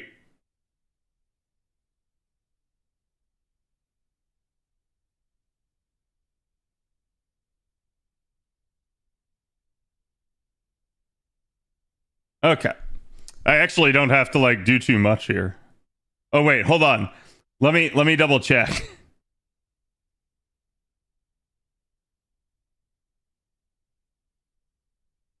Okay. I checked. I had to apologize on the Creamhill video yesterday because I basically, you guys know, like I got the third skill just like not like wrong, but like I totally whiffed on the fact that that was a targetable effect. And so in the description of that, well, sorry, not the description, in the pinned comment on the Creamhill video, I just said, hey, I'm sorry. Here is my actual analysis of it, and just like wrote it out and said, this is better. So like that way, like that doesn't happen again. That way I don't miss something like that.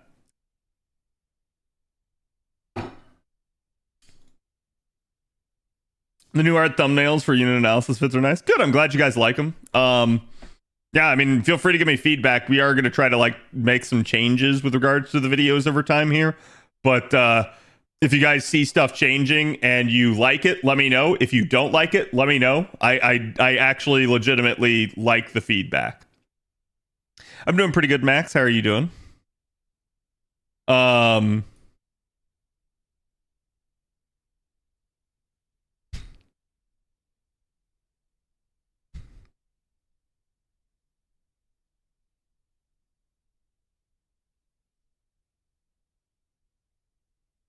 Don't worry about it, chat.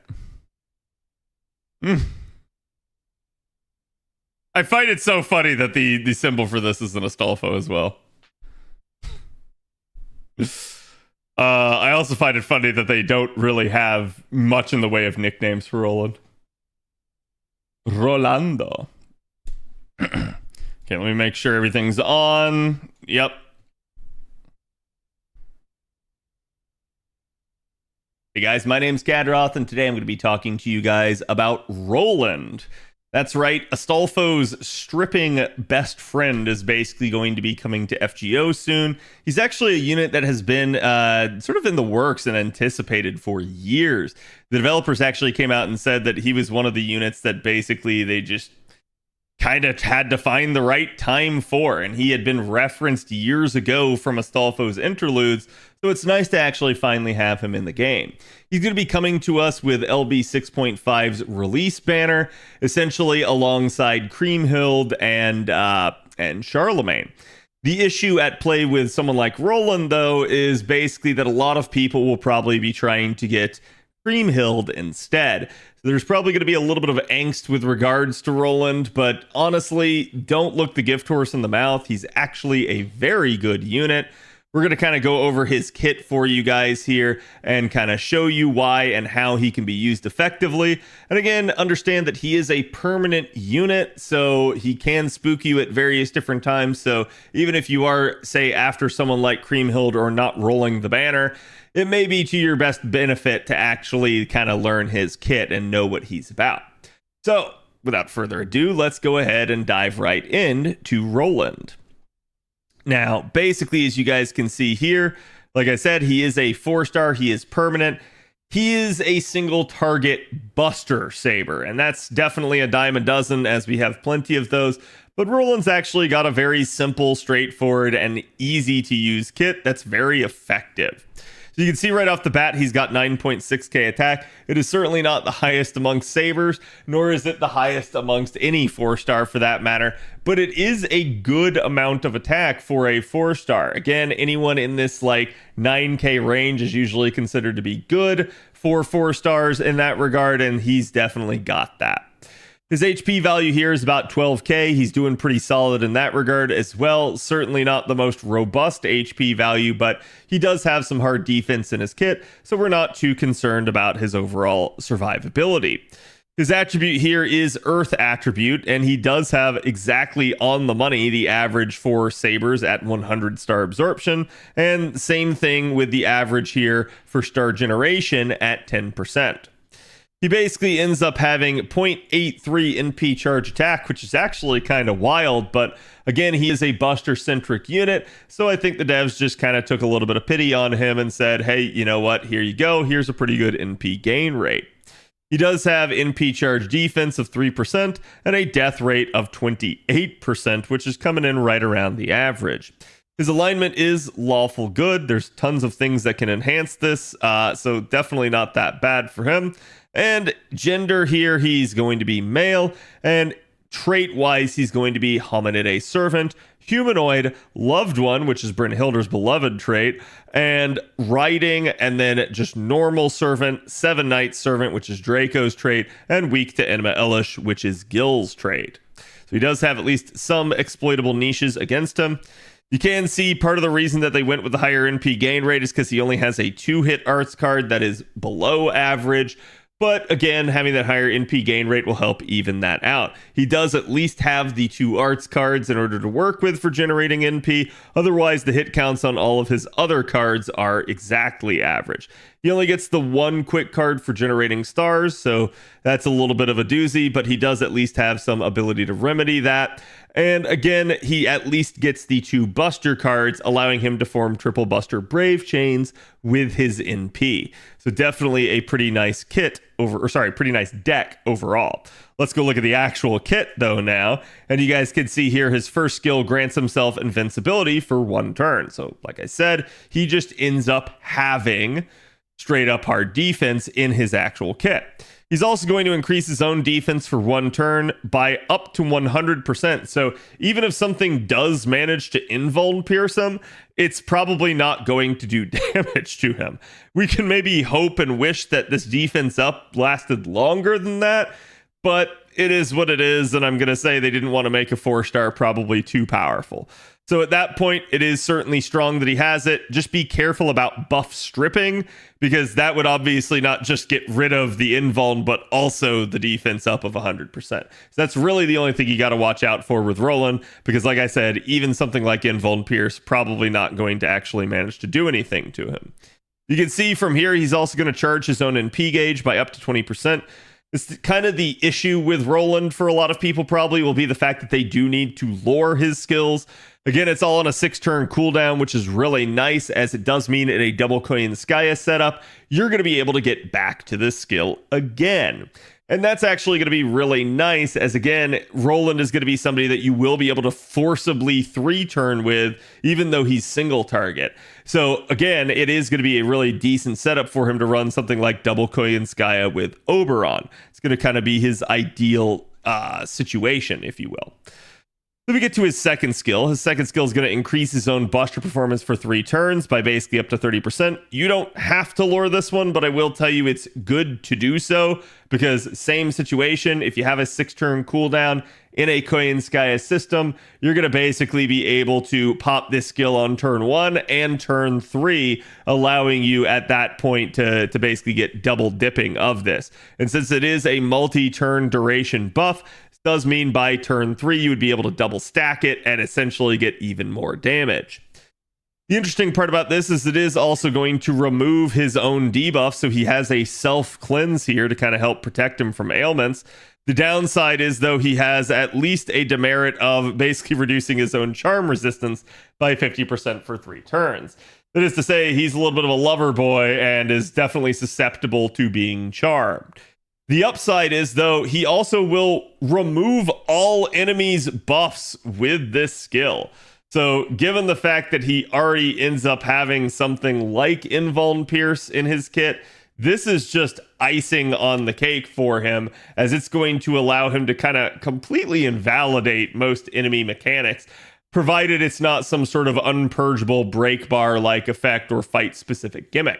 Either way, this is a really, really strong thing for him, and it can certainly be used effectively at getting rid of some pesky, annoying enemies, particularly a lot of the Lancers that may or may not have things like dodge and stuff to help keep them up.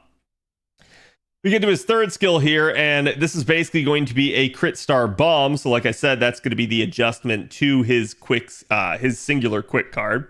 And again, it's up to 20 stars at rank 10, and thankfully, this is a skill that you don't have to lore. It's up to you if you want to, but the main sort of deal with this skill is going to be the fact that it gives a flat 10% charge. So, needless to say, the charge does not scale with the ability, and therefore you kind of already have it at peak effectiveness at level 1. But we'll go ahead and talk about kind of what you need to consider with regards to this. So, like we already said, it is a crit star bomb. He does have critical star absorption increased by about 500% for one turn. This is certainly nice. It might not be enough to have him soak every star out there, but it would be at least a decent chunk and allow him to actually kind of soak most of it for the party. You can see again, then with the flat 10% charge, all on a 3-turn cooldown over here, basically, that this is going to allow him to kind of really quickly get back to this skill. Interestingly enough, in a double Koyanskaya setup, you would be able to pop this skill on turns 1, 2, and 3. Because all you have to do is sort of stagger the Koyanskaya charge skills, and he'd be capable of doing it. But at the end of the day, most people probably aren't going to do that, so it's up to you to determine if you actually want to lure the skill. And the reason why you're probably not going to want to do it is, for most Koyanskaya setups, you're looking at 2 50% charges happening on wave 2, which means you don't really need to pop it again on turn 2. It's kind of a waste. But if you're looking at it from a crit star standpoint, then there might be a benefit to it, a use to it. So depending on what you're trying to do, having him just being able to constantly generate stars like every single turn would not be the worst thing in the world. So at that point, you'd have the additional capability to just have a ton of crits going around, and it may be to your benefit and sort of ability to kind of keep following up. You can see here he's also going to unfortunately have the demerit that's going to deal 500 damage to himself. Thankfully, it will not kill him outright, so you don't have to worry about accidentally popping this and unaliving your Roland. But it is something to watch out for, as it is sort of the same effect as something like Black Grail at that point. It's just going to be a damage thing every single time you use this skill. So again, up to you if you actually wish to lure it. I will tell you there is that benefit of being able to just have it every single turn if you do. But certainly if you want to leave it at something like basically in the like 4-turn cooldown range, it's not the end of the world if you do that. Now, taking a look at his passive skills, you guys can see he gets Magic Resistance A to increase his debuff resistance by 20%. Thankfully, that's going to be really nice. Unfortunately, remember, he does have that reduction to his charm resistance by 50%, so it's kind of going to offset this quite a bit if you're dealing with charm. But otherwise, most other effects will not actually land on him, and he still does have that self-cleanse regardless. So it does make him a sneakily good sort of debuff resistor at that point. He does get Writing A to at least enhance the performance of that quick card by 10%, and that's not just the damage of it, it's also the star gen and MP gen of it. And then we do have his append skills. Now, in Roland's case, because of the first skill being 20% and being able to be doubled up, and the third skill being 10% and being able to be, well, tripled up, if you will, we basically have on our hands a 30% charger. You guys know 30% buster chargers in a Koyanskaya setup usually need their mana loading. And the reason for that is that's actually going to allow them to start with those really nice 50% CEs. We're going to talk about his CE options here in a second, but needless to say, that's going to make mana loading far and away my first recommended choice if you have the coins to spend on him. It's definitely going to be something you're going to want to do because this will allow you to brute force 3-turn him with a very good starting charge craft essence. And again, his third skill here is going to actually be anti-rider attack damage aptitude. He does not have even the slightest bit of synergy with this, so I don't recommend spending coins on this unless you just have nothing else to do. So I would recommend instead going with the extra attack finesse for the second unlock choice of the appends. And then basically we get to his Noble Phantasm. He is a single target buster Noble Phantasm, as we said before. 4 hits. He ignores invincibility for 1 turn, activating before damage with his NP. This is where, again, because it activates before damage, it's not only going to impact the NP, but also any cards after it. And also because he also ends up having that straight up buff removal on his second skill. This is actually a pretty nice effect. You're going to have the ability to just kind of carve through enemies like butter because they're not really going to be able to stop you. You're also going to have all those crit stars that you can generate. So Roland is actually going to be a fairly decently hard-hitting unit if you start considering carding power. And then right there, you could also see he's going to deal damage to the one enemy that he's targeting. And basically, his overcharge effect increases his own attack for 3 turns activating first, and crit damage for 3 turns activating first by 20% each. This does mean that by turn 3, in a 3 turn, if you've managed to go ahead and pop off that MP every single time with him, you're basically looking at 60% for each of these effects with no amount of overcharge or anything like that coming into play. So certainly quite the nice buff, as he's just going to keep hitting harder and harder with each subsequent NP. Now, like I said, he is going to be considered to be a 30% charger for the Coin Sky system at that point. So starting him out with a 50% CE would be ideal. Which CEs would work best for him definitely depends, but I'm going to highly recommend some of the easy welfare CEs that you should already have access to. Something like Cranking is just going to be a godsend for him, as it is all attack scaling. Again, it's a welfare that you should have MLB of. You should have it at 50% starting charge there. Then because of that, NP damage up of 15%. You know you're kind of going to be needing to use Oberon in order to be able to 3-turn with him. So that is going to be absolutely up Oberon's alley, as he'll be able to double this effect up. And then 8% Buster up, basically just for some extra added performance. Really a solid option for him. If for some other reason you manage to not have Cranking, or maybe this is later on down the line on JP where these CEs haven't really been around in a while, we do at least have something like Aerial Drive, which you guys should have gotten from the Halloween event last year on NA, but you can now purchase from the Mana Prism shop on JP. So as a result, this one's also a really nice one. It's all attack scaling, as you can see, and basically is very similar to Cranking. It's Buster up, NP damage, and 50% starting charge. The only difference is it's a little bit less NP damage and a little bit more Buster up. Again, it's definitely not as good as Cranking for NP damage, but it's close enough that most people shouldn't be able to tell too big of a difference. Still a very solid option for him. We also do have Empty Garden coming back here with the Tunguska banner rerunning. That this one, if you manage to have it, could also be a decent option for him. It's all attack scaling, basically increases Buster up of 10%, 50% starting charge, 10% crit damage, and then 10% quick up, which wouldn't be the best for him, but certainly not useless. So again, at the end of the day, any 50% C can really work for him. Things that enhance Buster, NP damage, attack up, or even something like crit damage, though, might really benefit someone like Roland, especially if you're just trying to 3-turn with him. And then, obviously, the best CE to use on him, and I'm absolutely joking when I say this, but would be his Bond CE, because, again, the artwork for it is fantastic, and I felt I was neglecting it if I didn't actually say it to you guys to point out how good it is. Again, the CE in and of itself is actually not the greatest overall. It's 8 crit stars every single turn, and then increases the party's NP generation rate while he's equipped with it on the field. But ultimately, it's just a big old meme because, again, Roland likes to strip naked, basically, and run about. So it is at least a very interesting thing. Now, let's go ahead and talk about Roland's damage performance. So as we start to look at his self buffs here, you guys can see this is going to be the amount of damage Roland's going to do under his own power at different NP levels. These are neutral numbers, so the enemy is not someone he's effective against. And this does not include, again, things like external buffs coming from a Mystic Code, a Craft Essence, or a support caster. So this is basically just his own solid numbers. You can see at NP1, he's only going to do about 34k. But again, as you scale upwards to things like even NP5, he starts doing, say, something like 57k.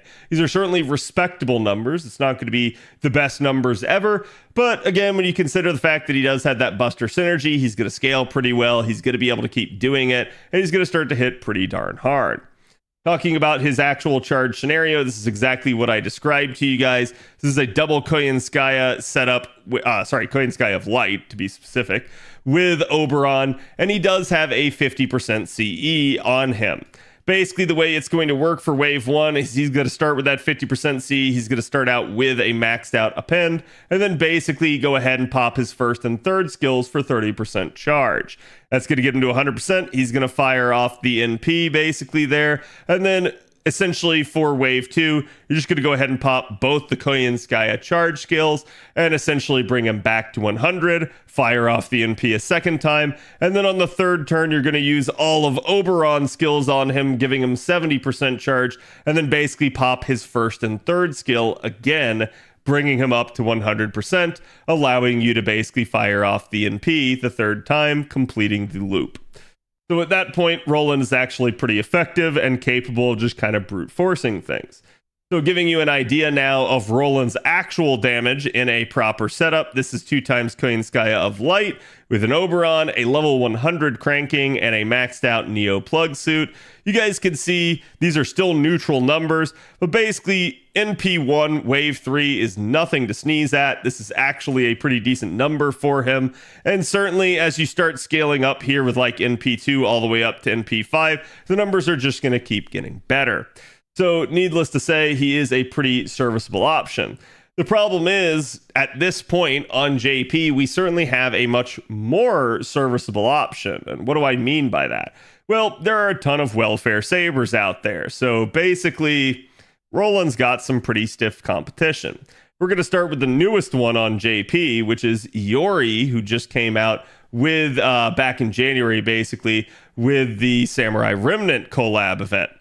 Iori basically can actually operate with Koyanskaya of Light, Oberon, and cranking as well. And you can see already, just because you're guaranteed NP5 of him, you're looking at something like almost 600k.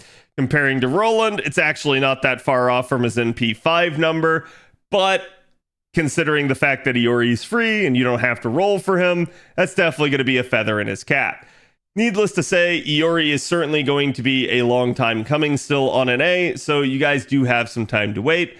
Maybe making Roland a serviceable option might help you in the interim, and don't forget about his ability to buff, strip, and invuln pierce things as well. So Roland is still a pretty solid option for you regardless. But then we do have someone like Santa Karna. He's going to be a single target quick saber who's also a welfare. With him, we could basically use double Summer Scotty, Oberon, and a K-scope. So this is naturally going to impact his numbers quite a bit more. And you're only able to kind of pull about 401k, almost 402k at that point. So going back over here to Roland, you guys could see at that point, basically just NP2 of Roland would probably be enough to make him outperform someone like Santa Karna. At that point, you're definitely looking at a better sort of option for you, especially if Santa Karna is kind of the strongest thing you currently have. We do, however, also have Bedivere, which most people probably have at NP1 from completing Camelot, but certainly you can have at higher NP levels. He's just a story lock 3-star, so he's kind of difficult to get your hands on more copies of him. But basically, same thing again, the same setup. At NP1, we're actually seeing pretty comparable numbers, as again, Roland here basically had 345 to his 314. But then essentially NP2 would already be enough to beat an NP1 Roland, and maxed out 471 at NP5 is basically just going to end up being something akin to a little bit stronger than an NP2 Roland. We do also have Summer Hokusai. She's another welfare that you guys can get your hands on. She'll be coming back with the Evocation Festival, but for right now on an A, she's gone because she came to us originally with the Summer 3 event. So she's kind of been a thing for a while now at this point. So if you're an older account, you'll certainly have her, but newer accounts won't have access to her. She's single target arts, which is definitely pretty solid. And again, you can see she can kind of almost work from a 0% starting charge standpoint. She just kind of needs that extra little bit of NP gain from something like Sign of a Smiling Face in order to kind of tick her over. But that is a very nice craft essence 4 damage. And you guys could see basically NP5 is going to be, chunking it to about 502k, which is definitely going to basically end up beating everything that Roland can do short of just about NP5 there. So again, it's up to you to determine if you want to actually go after someone like Roland, but that's just kind of comparing him to his contemporaries amongst the 4 stars. If we do want to compare him at least to some other 5 stars, I do at least have 2 in here that we can do. One of them is going to be Saber Astolfo. This is basically 2 times Summer Scotty with Oberon and a level 100 Knights of Marines, which is another basically year 1 rare CE at this point, but some people do have it. NP1 would do 367k, NP2 would do 490. So again, you can see sort of the ability to have a better starting charge CE at the beginning really can impact damage capacity.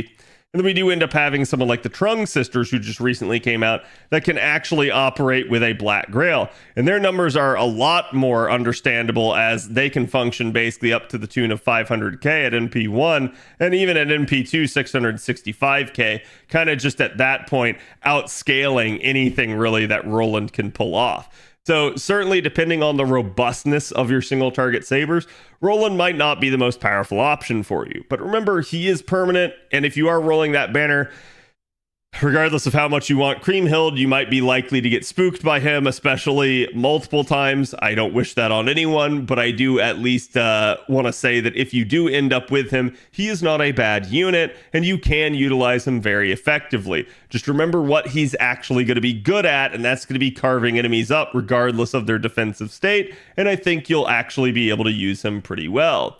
So let me know what you guys think about Roland. I'll be curious to hear you guys' thoughts. Obviously, it's probably going to be a sort of bone to pick for a lot of you, but I hope you have luck on this banner. I hope you get everything that you want, regardless of who it is. And again, I will see you guys for the next one. Thank you guys for watching. Later.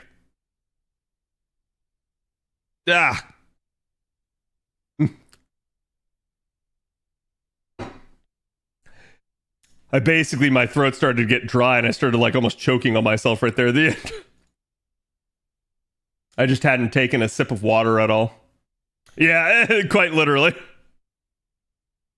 But yeah, I mean, that's Roland in a nutshell, guys. He's nothing like overpoweringly amazing, but he has a very solid kit. Like, for a permanent saber option out there, he is really, really solid.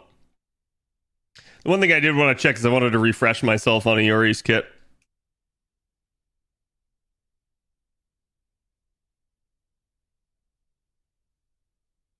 Yep. Yep. Yep.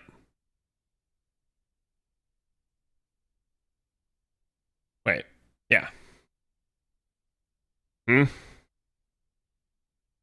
It's such a nice skill. Yeah, so he only has the sure hit. Like, and that I think is going to be like, I was like, I know Iori has something, but I don't remember, and I feel like Roland has more capability to pierce than him. And I was right in thinking that internally. So like, yes, I will tell you guys, Iori is going to outperform Roland, except when you need that invuln pierce or that ability to buff strip. That's where Roland's just going to straight up outperform Iori because of his ability to kind of just spam that stuff. But yeah, I think both are very, very solid units, and one of them is free, so.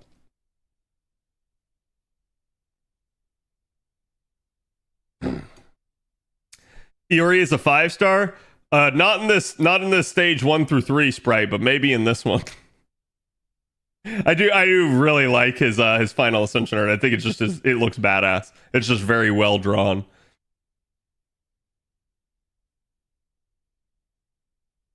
Well, being roughly on par in damage per imperial, yeah, it like these sorts of things are weird because like you'll get some people and they're gonna roll like Charlemagne and they're gonna be like, oh, but I like low-key wanted Kriemhild, and then like all I got were these 13 Rolands. I'ma burn them. And I'm gonna tell you guys, don't burn him. He's actually pretty good. Like just for that reason alone. His ability to buff strip is just really solid for a Saber. Like, never look the gift horse in the mouth. Just take it. It's a gift. I understand if people wanted some other result, but take what you're given. That way you can capitalize on it. You're gonna play the DLC for Fate Samurai Remnant on stream sometime? Yeah, I definitely need to like find the time to actually sit down and do it. Roland's ability to strip? Yeah, it is kind of funny, right? Like, they straight up give him buff strip because he's a stripper. So I was trying to think of some witty puns to actually throw in during the video, but I couldn't like in the heat of the moment, I couldn't do it. I've almost always regretted burning things. Yeah, I see people talk about it in the community from time to time, and it's really not something you need to do. There are numerous ways to get rare prisms, especially nowadays. So it's really not that big of an issue. Would never burn stuff that isn't NP5. Yeah. After NP5, it doesn't matter. You can absolutely burn it, but prior to NP5, don't do it. Because it's like, again, you can only regret it. You can never be like, oh, I'll manage to like, recover somehow. And then you go like, oh shit, I actually needed that unit. That unit would have been really nice to have here. Like, chat, for some odd reason, somehow, at some point on my JP account, I burned Gawain. And there were at least like 2 to 3 instances where I was like, God damn it, if I just had Gawain. And like I said, that was purely somehow an accident. I didn't even mean to do that, and I still regretted it. So.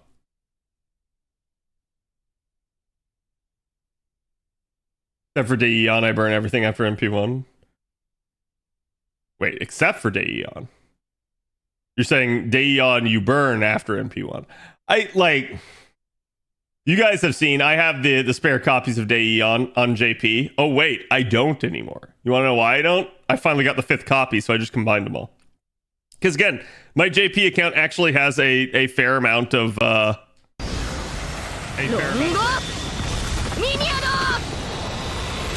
Just to give you guys an idea.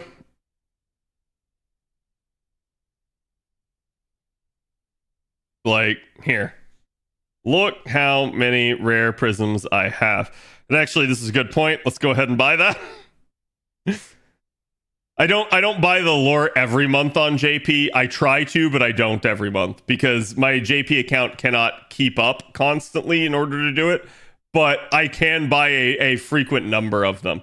And again, over time, you guys are going to start to get more and more rare prisms.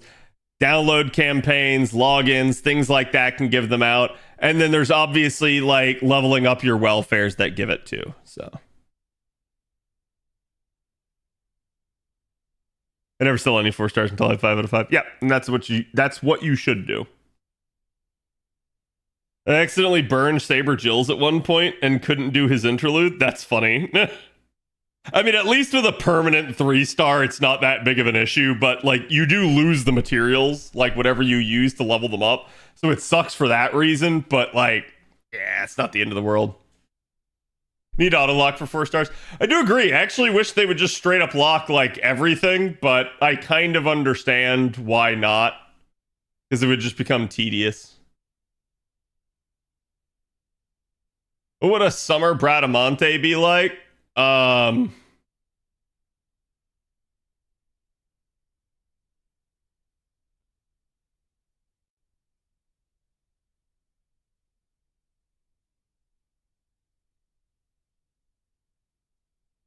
Oh, that's a Pixiv link. I can't show you.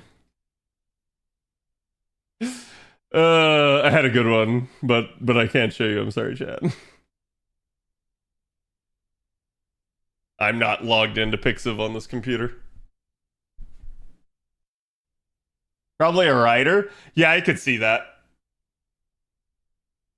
Because supposedly Supposedly, the griffin that Astolfo rides on is Bradamante's. So it's like she literally loaned him it. I think the first copy auto locks, I believe so, yes.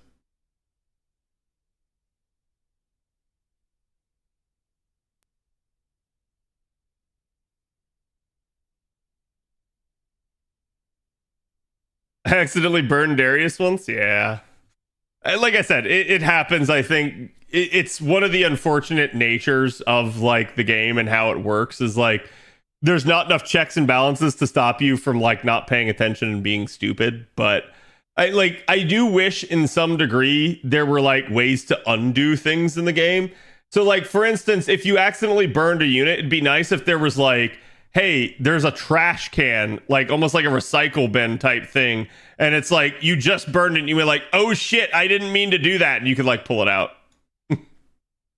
that would actually be kind of nice. But same thing if you ever like did a grail that you didn't want to do, it would be nice to have some way of like taking a grail off. I think things like, oh shit, I've done the wrong append. That just sucks because I don't think they need to necessarily do that for any of them. But I do wish at some point they made it so that you had another way of acquiring coins besides rolling. And if they did that, then, oh no, I accidentally did the wrong append wouldn't be the end of the world. So, give us Avenger Boudica. Do you think she'll be a summer unit or will she come with another event? I could easily see her being a summer variant. Easily. Because where the entire meme comes from is originally summer. Like, that is one of the most on-the-nose hints. I will not be at all surprised to see us get Avenger Boudica this year.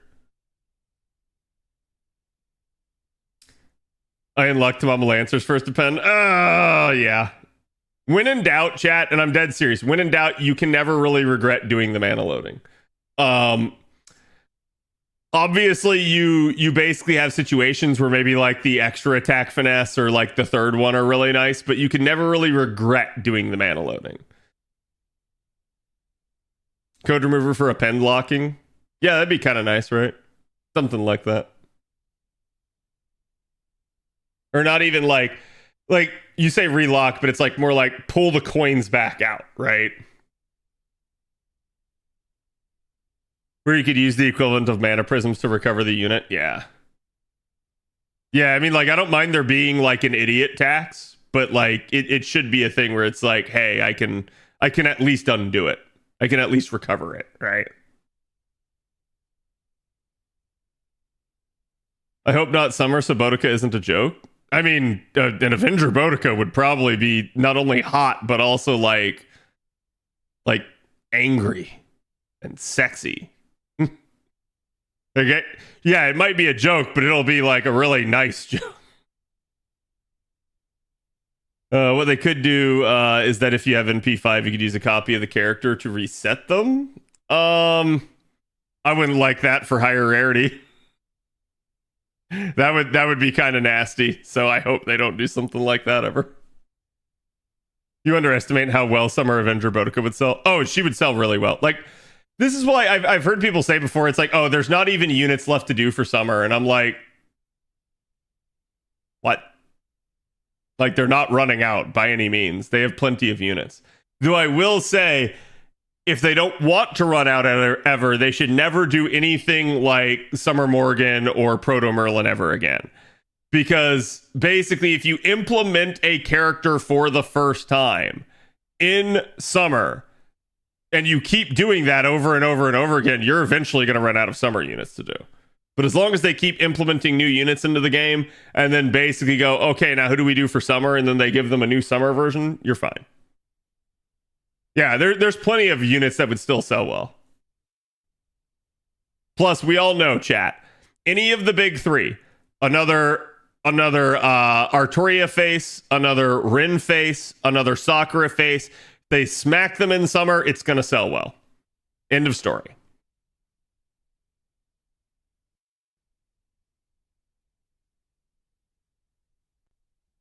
Cleo crying when people say that? Yeah.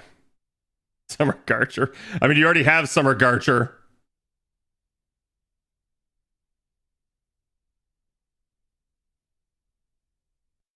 Summer Matahari would be nice. Yeah, I mean, like even the low stars, I don't care. Like make them a friggin' 5-star for all I care. Like it as long as it like looks good. Miu. I mean, I wouldn't roll for a summer Miu, but it wouldn't stop Miu from selling well. Like before people knew her kit, did Summer Tammy sell well? Even when people knew her kit, Summer Tammy sold well. Like, you guys got to understand, I can talk to you guys about the gameplay aspect of things all I want. I can talk to you about, like, weird community perceptions all I want. Nothing will ever stop a player from rolling on a unit that they think is attractive. It does not matter how booty butt cheeks the kit is. People will still roll for the booty butt cheeks. Straight up. Like, if you like that character and you like their design, it can be the worst kit introduced in the game to date. People will still roll them. And I'm not saying she has the worst kit, right? Like, just that, yeah, it really doesn't matter. People will still roll for them. Summer Koyan, she's the only female anniversary servant that doesn't have a summer version. Well, that's not true. Arcuid.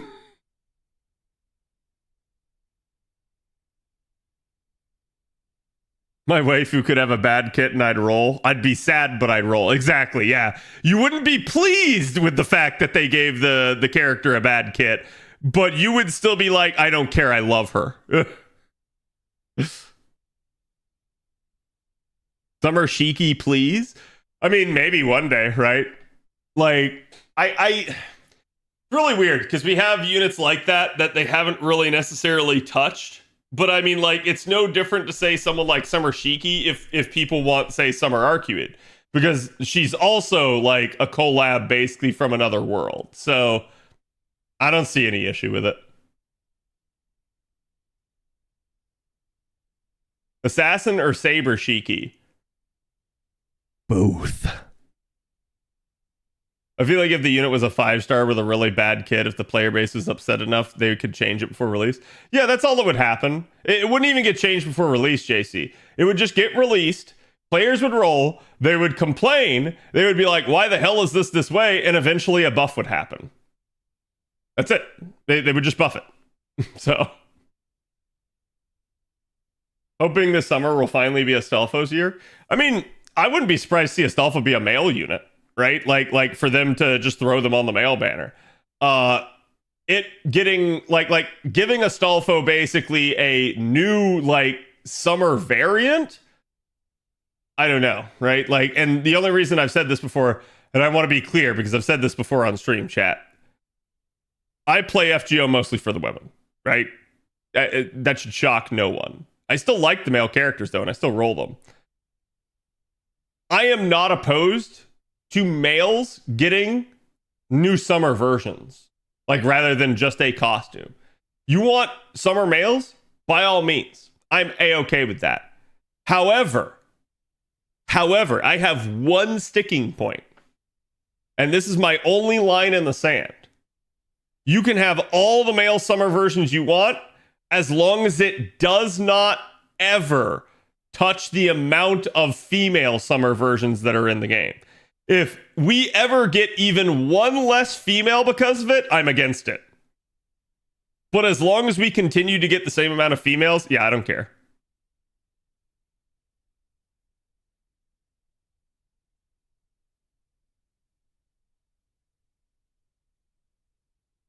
I'm really mad that Summer Jalter and Summer Ishtar are trash welfare. Jalter's definitely not. Ishtar's also not. She hits hard. She can loop as a quick unit, but you know people's perception of quick. So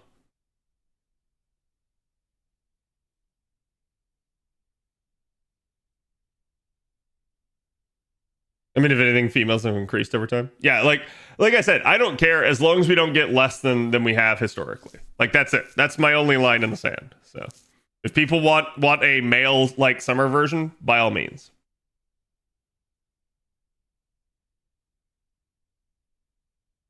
Summer Ishtar is one buff away from being really good. Yeah, I don't think she's a bad unit by any means.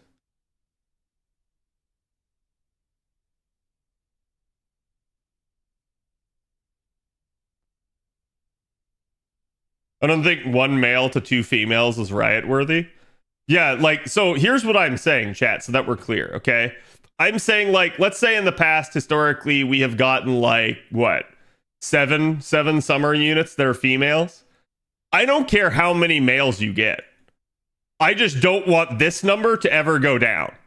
As long as this number stays the same, you can have as many as you want over here. That's my entire stance. But the second 7 goes down to even 6, nope. I dislike the idea. Like, on principle.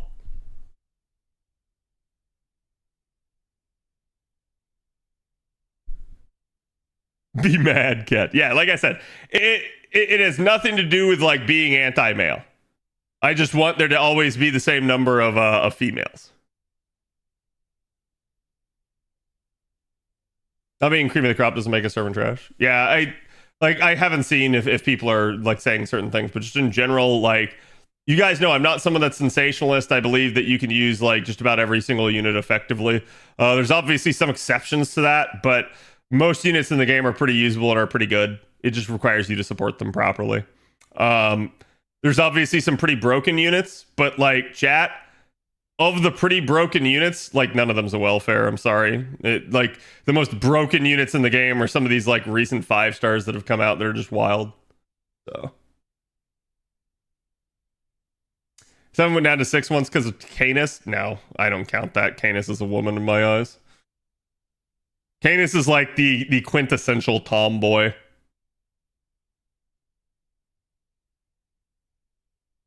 I just want Muramasa Summer, even if he's a costume. That'd be an interesting one. It's like, I can understand why you would want it, but like, Emiya at least has already had a costume. And while he's technically not Emiya, he is at least an Emiya face. So like, I would feel the same way about like giving Muramasa a male costume as giving like Caster Gill. No, sorry, not Caster Gill. Like Main Gill. Caster Gill has had one. So it's like, if you went out and gave Main Gill a summer costume, I would also be like, okay. Like, and the only reason why I say that is because there are so many other males that still have yet to even get a costume. They don't need to be doubling up yet.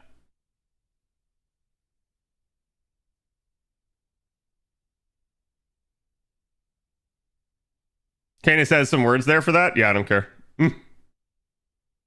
The Canis logic is really weird, so it's why I don't care to debate it most of the time. Because she's clearly female bodied.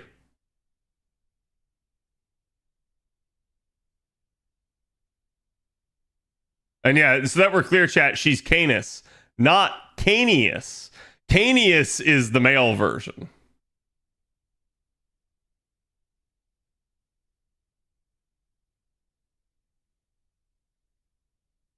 Ramasa's my wife, that's why I want a summer version. Yeah, it's perfectly fine. I just like, basically, like, one of the other trends I noticed is the first couple male summer outfits they did, we had like, what was it, like 3 back-to-back like years where we had a like gray-haired male unit get a costume, and I was like, that's just so weird. I was like, give us some variety. Like low key, like, yeah, give like Ku or give like Herc or someone like that, like a male costume. I think it would actually be like freaking hilarious.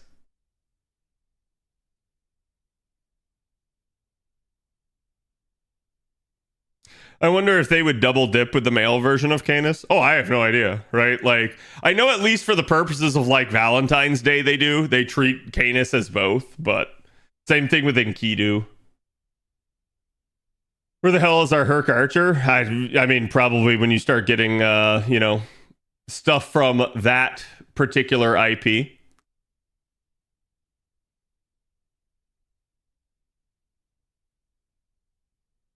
If Astolfo can get it, Enkidu can too. Well, I mean, Astolfo's not genderless, really. This is weird, because Astolfo is genderless in the Saber form, right? But wait, oh no, I'm sorry. FGO just gets that really weird and wrong, because I think FGO actually treats normal Astolfo as genderless, right?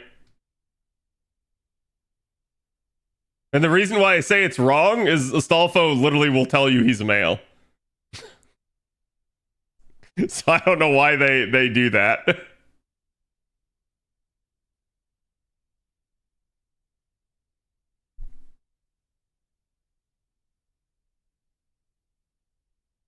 Or rather, it's a secret. Yeah, Astolfo's just insane. I mean, I have no issue with Astolfo. Like, I find Astolfo to be a funny unit, so.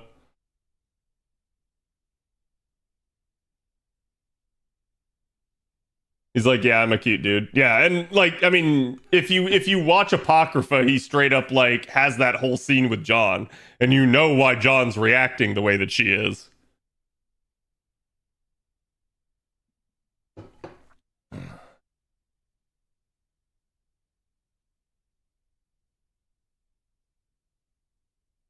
Same with Kama. Kama is different. Kama is whatever you want them to be. That like Kama's the exception, where it's kind of like Daeon is more what Kama is.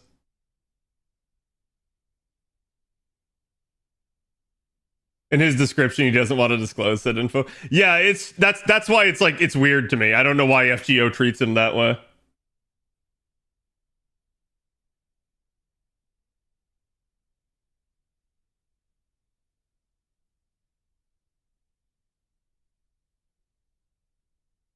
John is pervert. I don't know that John is a pervert, considering her entire background. Okay, sorry, I was just checking something. All right, chat. Time for some Stellar Blade. I haven't gotten to play it in a hot second, so let me be right back. I gotta switch my capture card over. Just gonna take a second, though. Okay.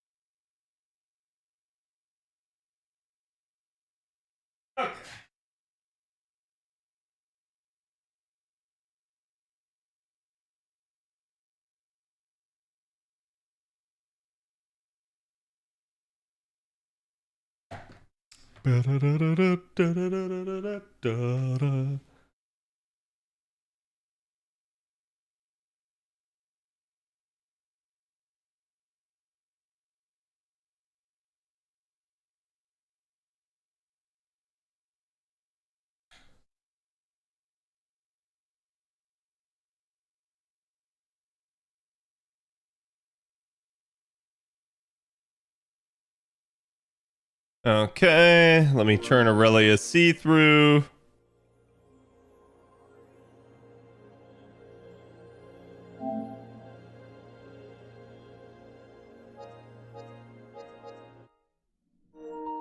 Oh, that's so weird. Why is sound desynced again? Hold on, chat. Hold on. I'm just gonna close OBS real fast.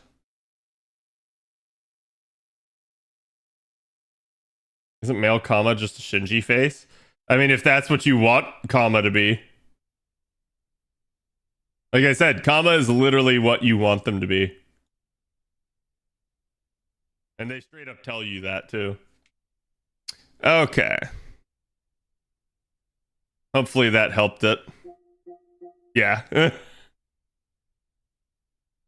right, so we're going to be continuing on where we left off.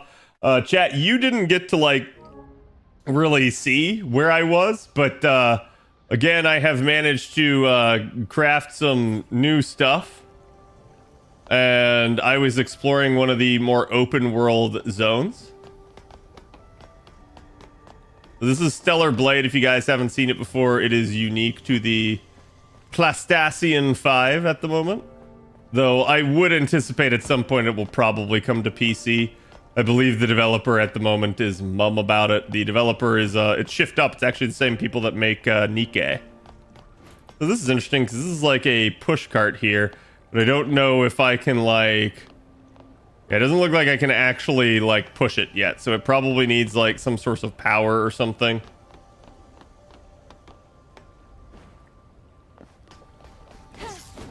Let me just re-familiarize myself with the controls.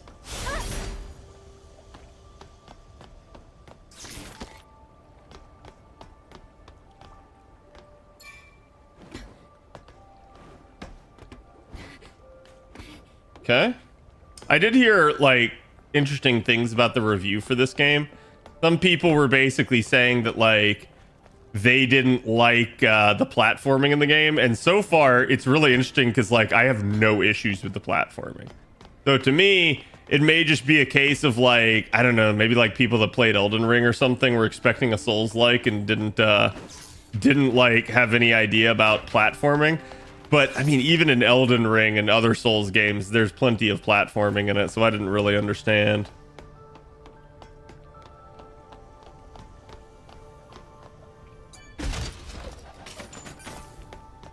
Okay. Explosive shells, unable to hold more shotgun shells. Yeah, there you go. So there's my thing. I don't know if there's a way to like change my ammo. I think there is, but I don't like have it yet.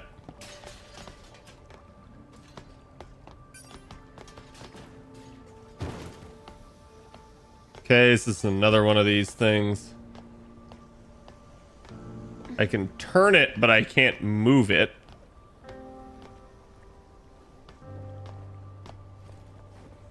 So it's the same sort of problem.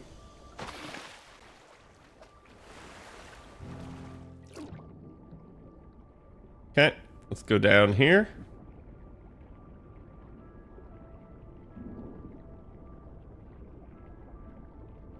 I don't think there's any breath underwater, thankfully. Did to let go of R2 after grabbing to stop rotating? Yeah, it's fine. I think the issue is that I can't move it, right? Or are you saying that like I actually can and I'm just messing it up? I think this has to be the Sentinel. He must have lost his footing while fighting off the Natiba. May your memories live on forever. Okay, so that goes down, so let's not go there yet.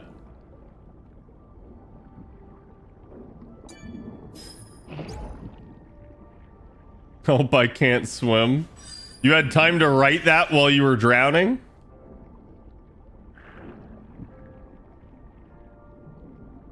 Impressive.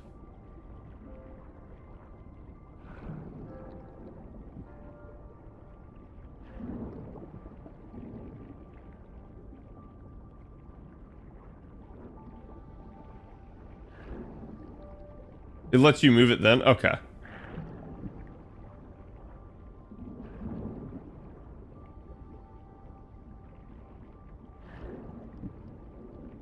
This is actually like the longest I've spent underwater.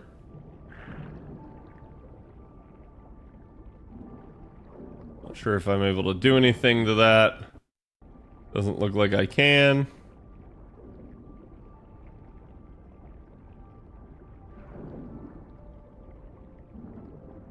Alright, let's go down. I don't think there's anything else there. Nope, nope, down.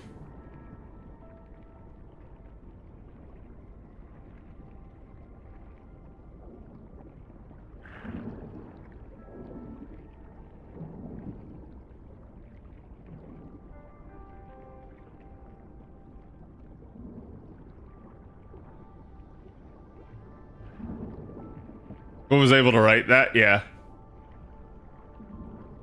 Well, he did it, of course, while he was... Oh, interesting.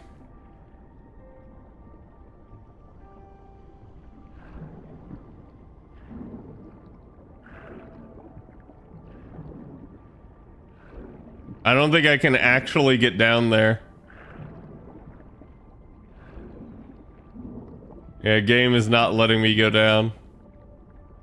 Is that an invisible wall? No, it may just be that you have to come up from there. Is probably the issue. So it's like me trying to go in and out.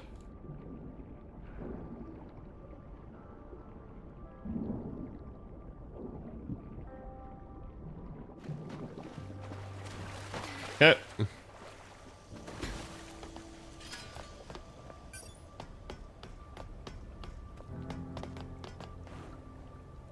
What?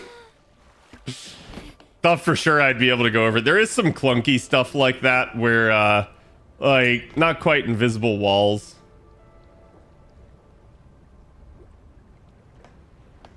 Huh.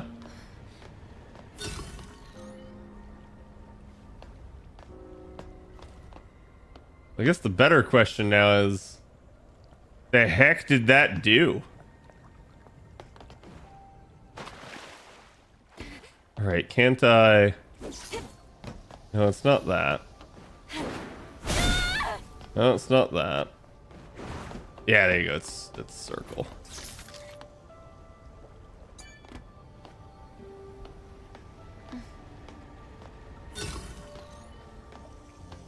Yep.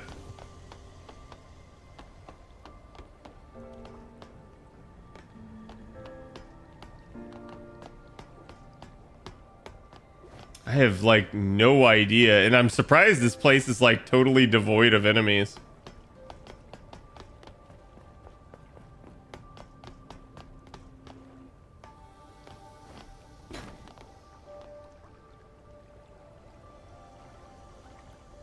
Hmm.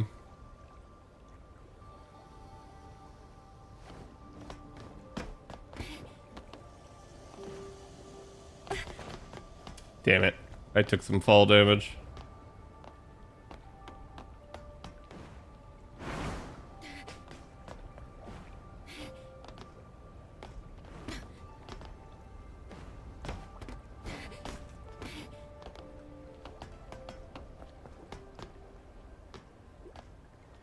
Huh?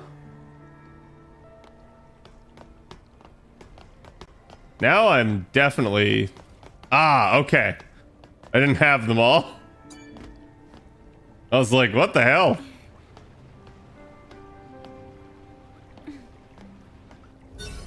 Okay.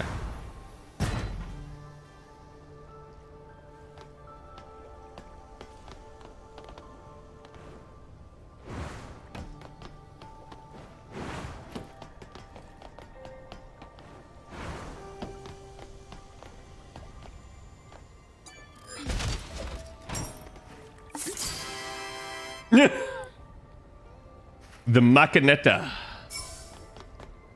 So all of that for a stupid lousy can.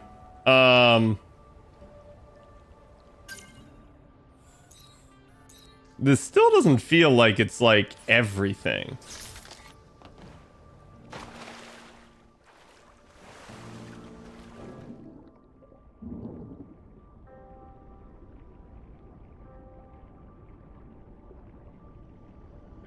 Let's see if the like air bubbles are still going on. Yeah, they still are. I have no idea then. Like maybe you just had to use all three of those things in order to get the thing to drop, but that seems really like lackluster. Like if your only reward was a can? I don't know, Blue, is that like all that's here, or am I just like taking crazy pills?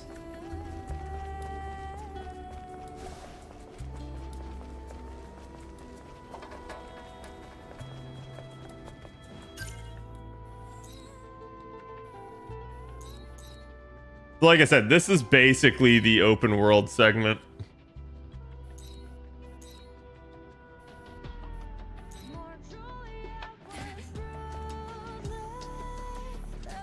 Plus there's fishing later. Oh, I see.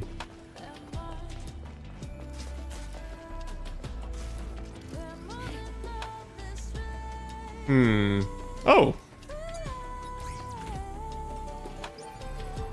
Oh. Wait, did I have a hint for that? I don't think I did. Nope. Okay, so I haven't found it.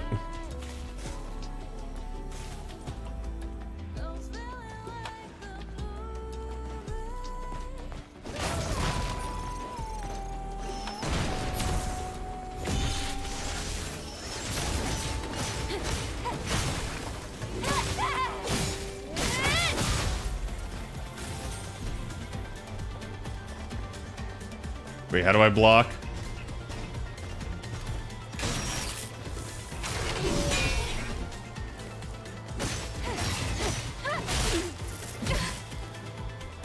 Oh my god, my freaking parry timing is just awful.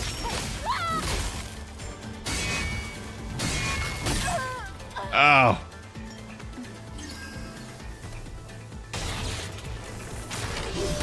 Dude, that fucking delayed strike is so bad.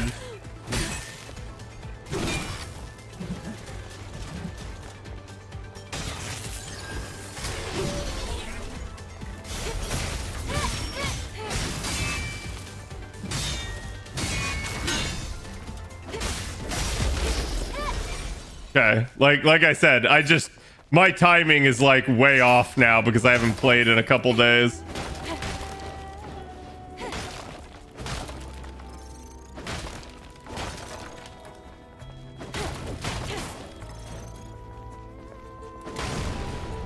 You can tell though the character kind of is a little floaty at times.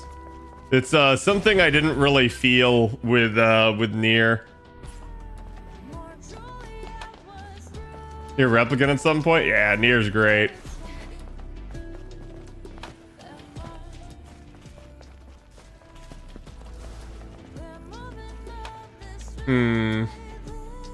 I think Kaya's motorcycle's in there, but I'm not really sure how to like actually get in there and do anything.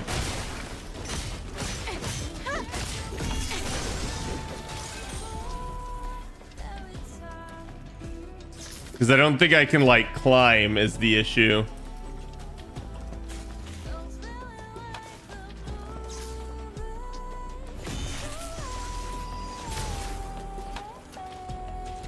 Oh, there's that. I wonder if I can get that out of there.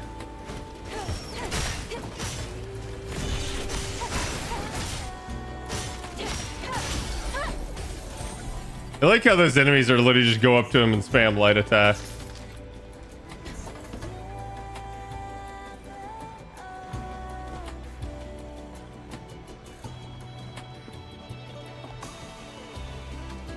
I've never finished Replicant.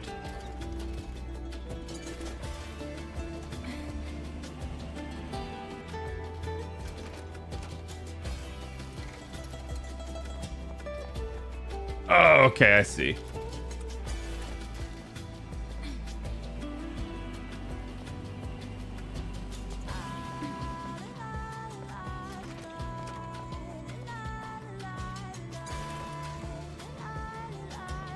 Oh, is that as far in the corner as it'll let it go? Huh? Huh? Oh. Oh, come on, Gabe.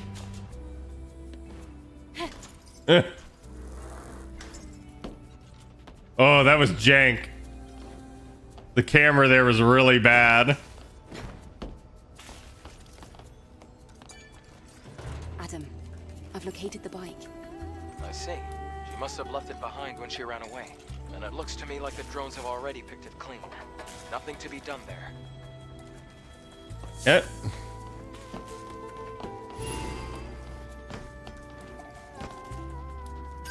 Search Kaya's trunk.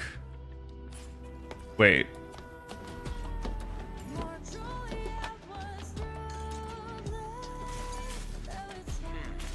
These kinds of trunks are usually only used by scavengers. I think this one belongs to Kaya. Good to hear. Okay, let's go ahead and get it back.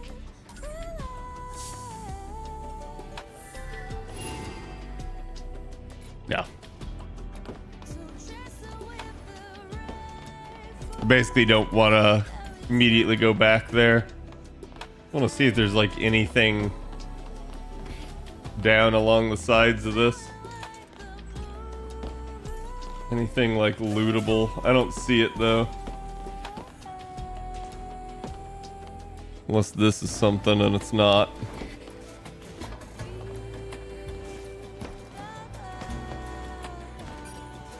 Okay, so we did that.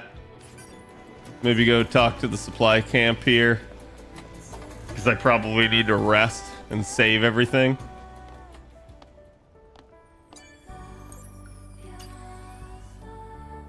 I don't have enough to do another gear socket, but I'm getting close. Chat. Ooh, I do have enough to build another outfit.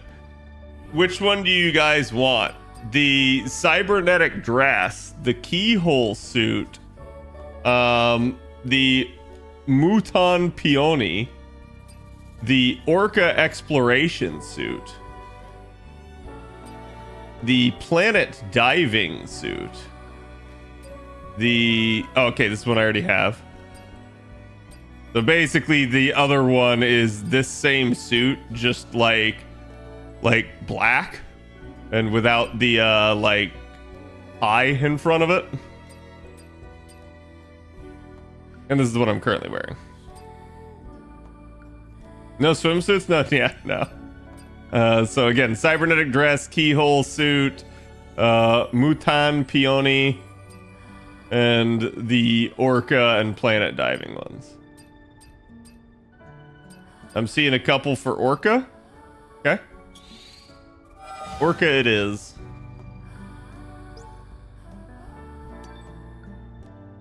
Yep.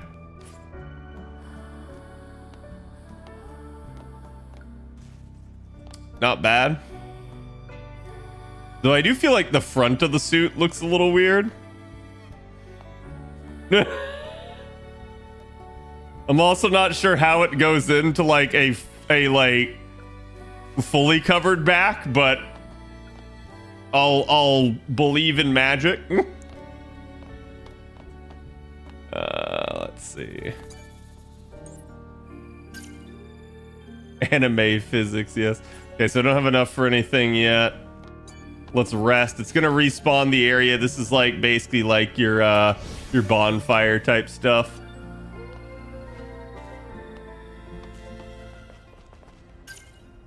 Okay, and then we're gonna keep on heading down. Oh, hold on. I guess we can go look for Aaron.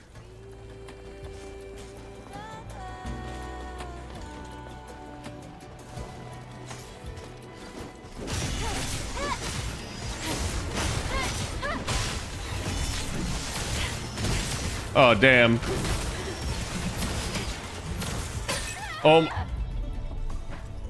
Or not. There's no penalty for death, thankfully, other than you go back and stuff respawns. But like, yeah, that group keeps messing with me.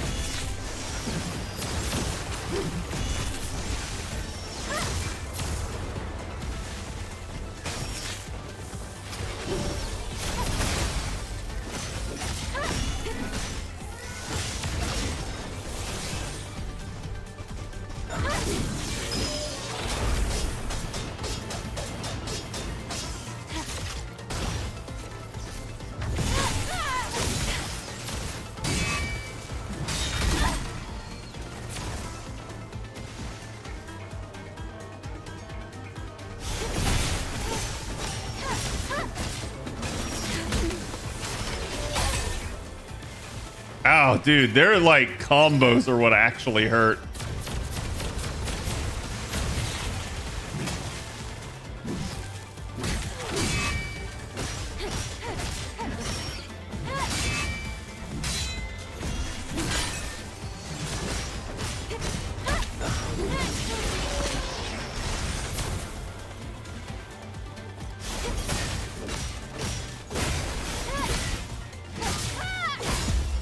Okay, there we go.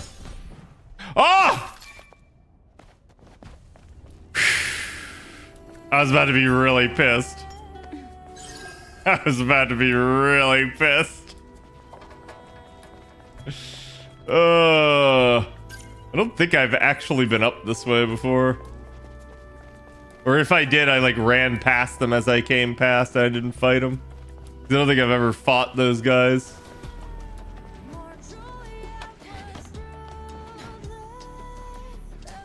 Yeah, I don't think there's anything you can do up there.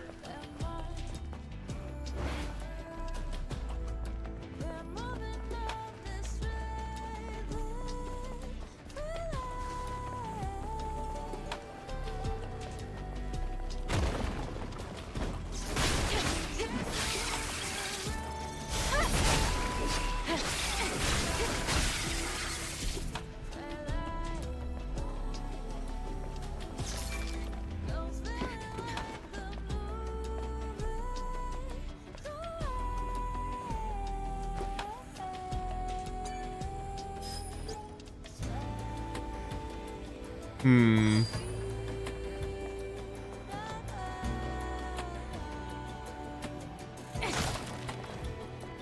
Oh, right, that's not explosive. I was thinking it was.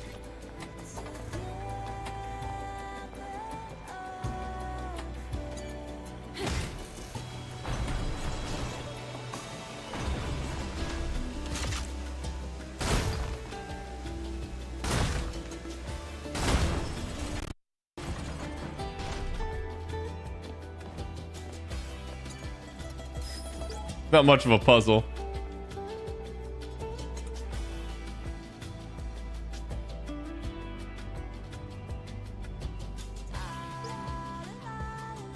Oh boy.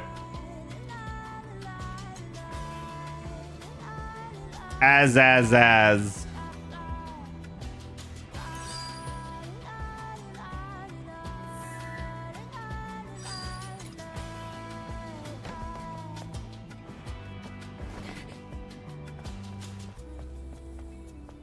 I wonder if there's a chest nearby, or if that's the code to the chest that I already found.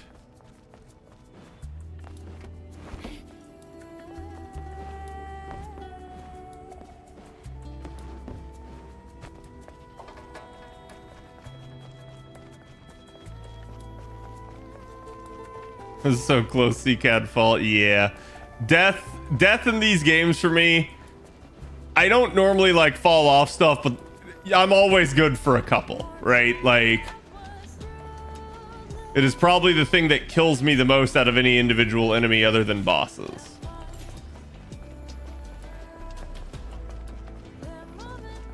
Wait, where was it? Was it like...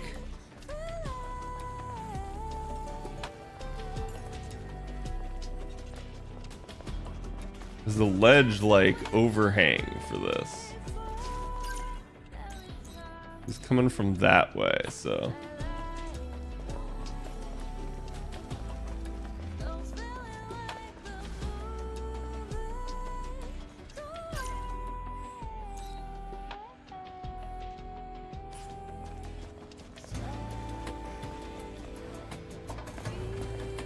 Oh my god, come on, game.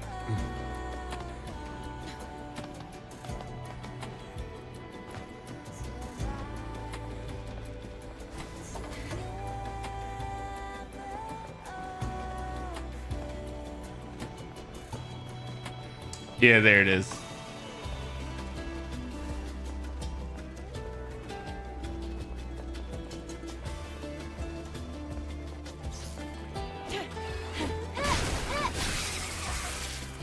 Yeah.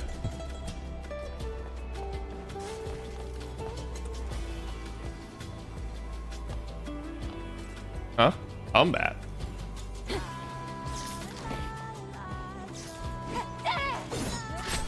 Ow. Yep.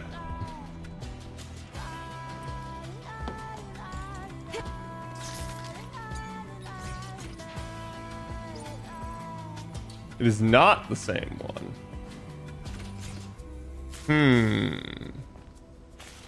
That means there is another.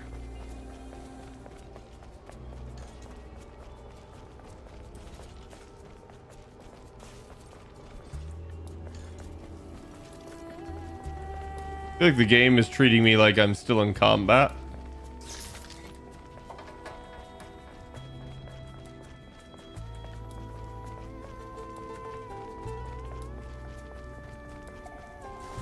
Okay, there we go. Schrather, thank you for the sub. Appreciate it. Enjoy your emotes.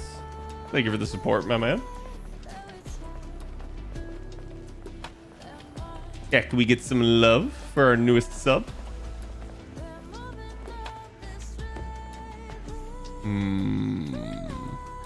Gotta be like down here then.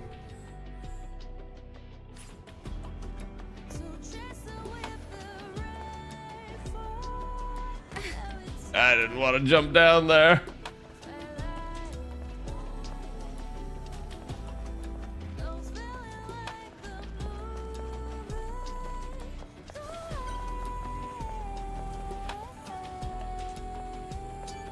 Oh, it's a request list. Interesting.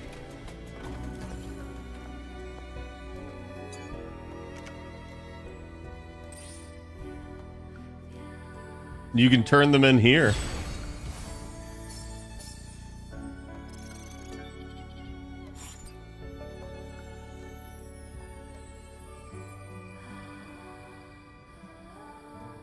I don't think I can complete that one.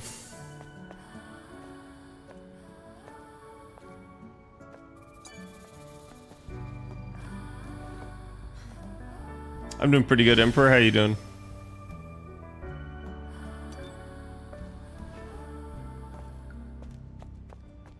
Just playing some Stellar Blade.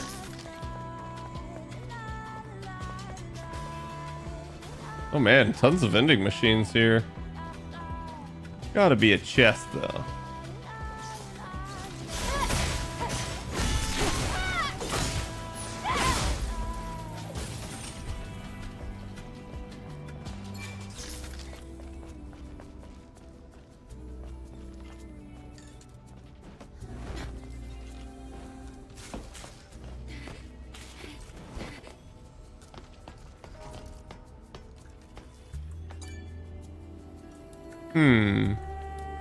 The hell is this? It's a private area of Digger. Do not damage or steal any scraps.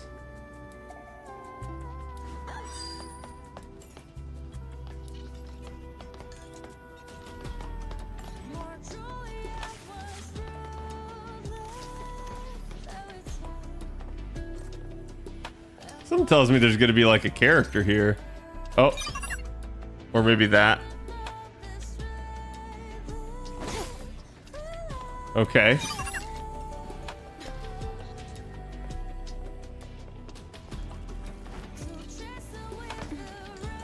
Maybe with like later story progression? I don't know. That's really weird. The bus stop.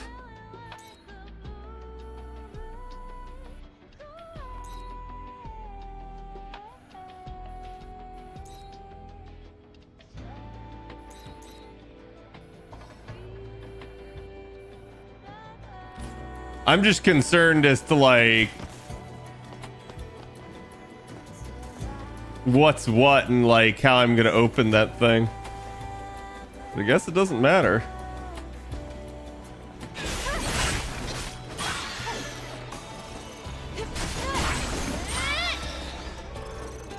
Ooh, that was actually a fast attack.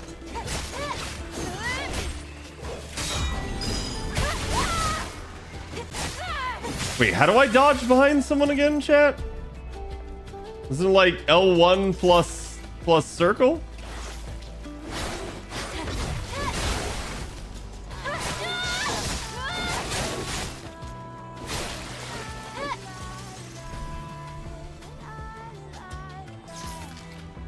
If you ping and the vending machine appears orange, then it has a soda can in it.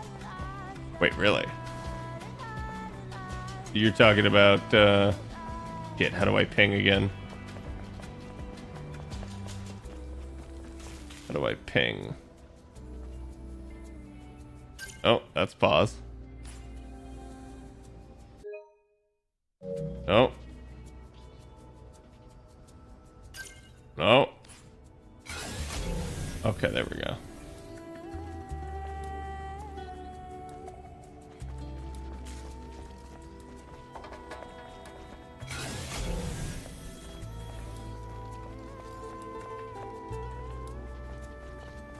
None of these have anything in them. Maybe the bus stop one did?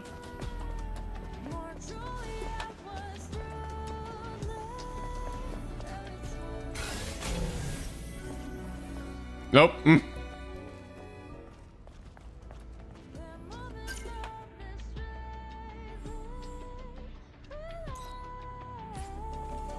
Well.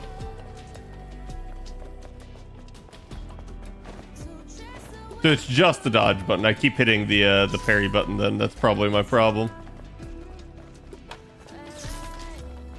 Yeah, this is what happens when, like, I set a game down that has somewhat complex control schemes, and then I pick it back up, and it's like, well, I kind of remember, but I don't exactly remember.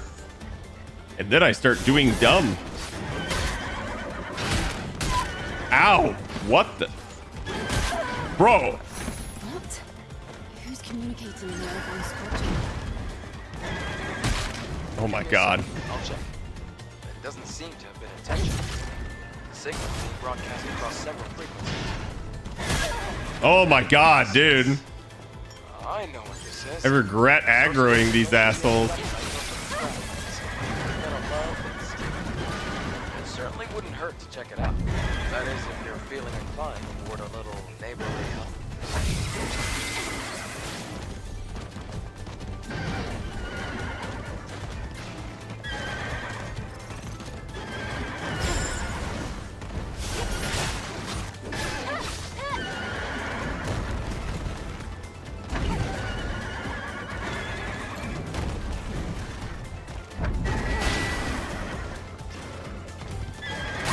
Oh! God, fighting two of these at once is so cancerous.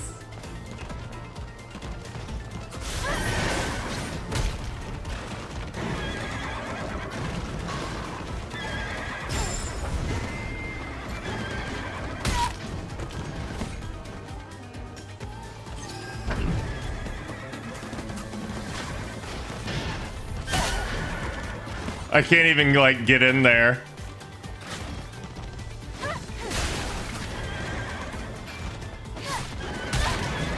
Jesus, dude.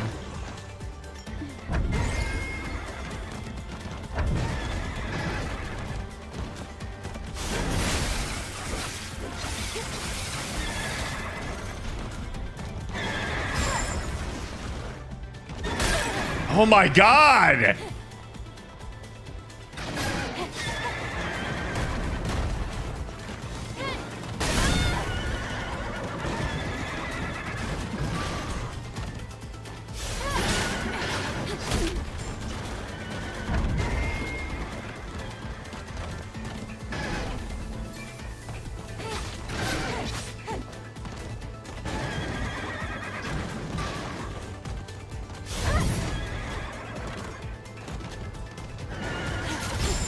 Oh, that was close.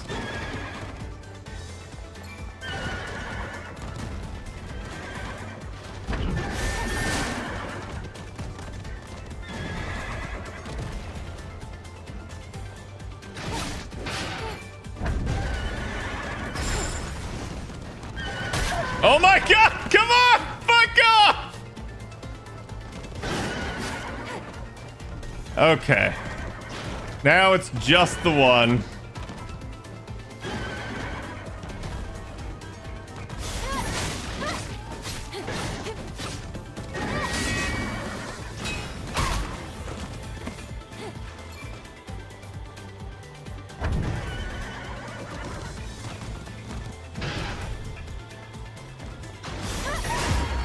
Jesus. I regret that.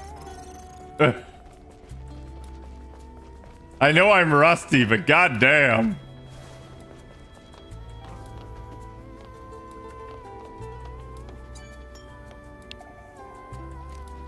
What are those startup frames? Yeah.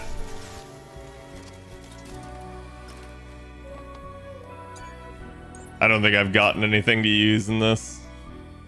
Nor can I build another suit. Yeah, it's all the extreme polymer stuff is usually what limits you. Which it's at least nice that they give you something that you kind of gotta like work towards.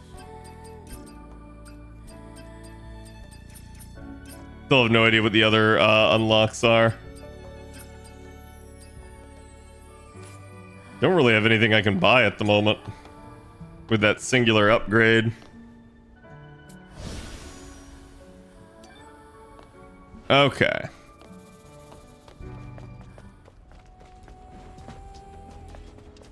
Oh my god, I am not fighting them all again. We're just gonna go up here.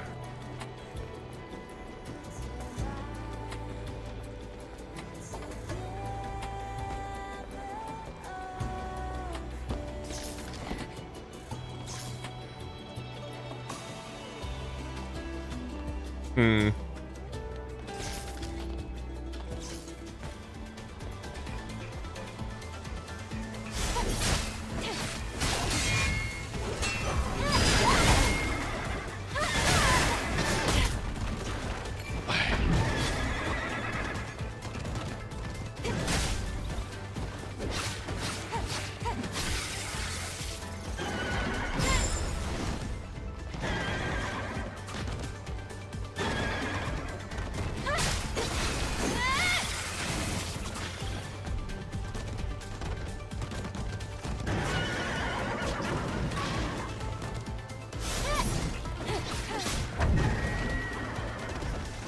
Oh god.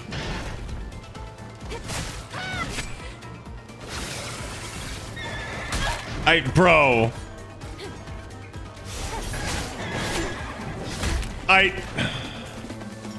I'm getting like staggered and it's actually like interrupting me.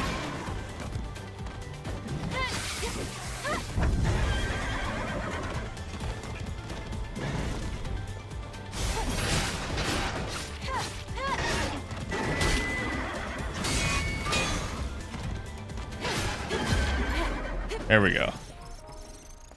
God damn. Fighting those one-on-ones, not bad. Fighting them with a bunch of other enemies is like... Yeah. Because they just keep like going through there like a wrecking ball, so you have to focus on them over like everybody else. Can't quite jump up there.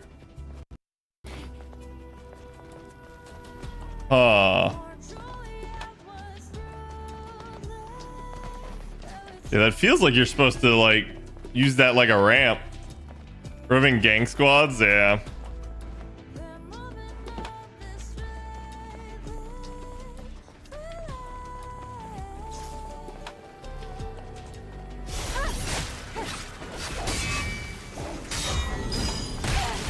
Yeah, see, I keep like fucking up, and because I'm already like parrying, I have the wrong key held down.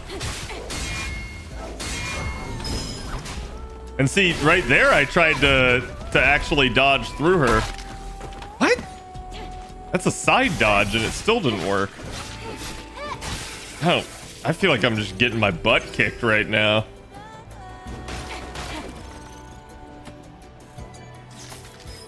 Is bro dead? I think bro dead.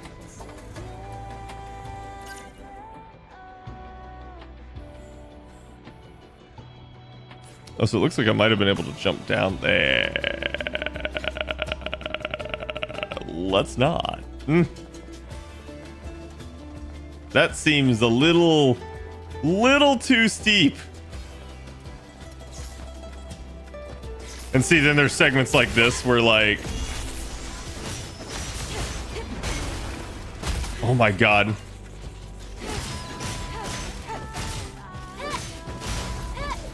There's moments like that where basically like you feel like you should easily be able to like platform up something. And it's not that the platforming that's the problem. It's usually just that like the game's like surfaces have weird like ledge detection. Like right at that specific moment. And I'm not sure if it's like the engine that they're using or like kind of how they went about the world design.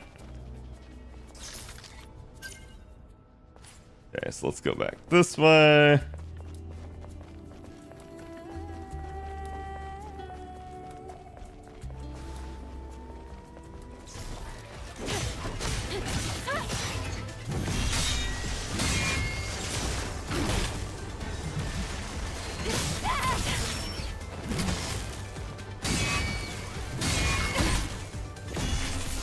Wow.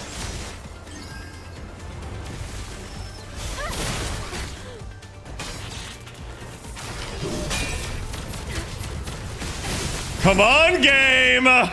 You gotta let me act at some point!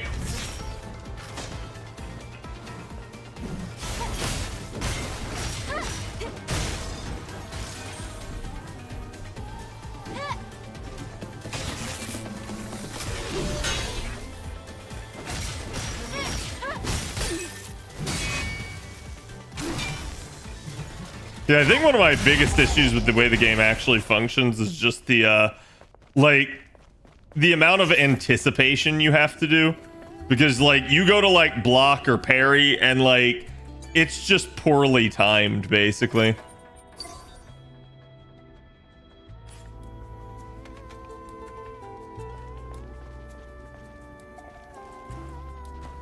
So it's like, because there's like just this like animation lock, you think you're gonna get it off in time and you just don't. But the animation lock's not like super apparent, it just is.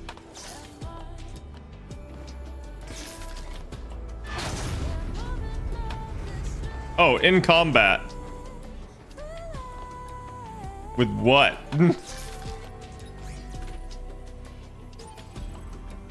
I don't have the code for that one either. So I have one code and two chests. And neither, like, none of them work. Uh-oh.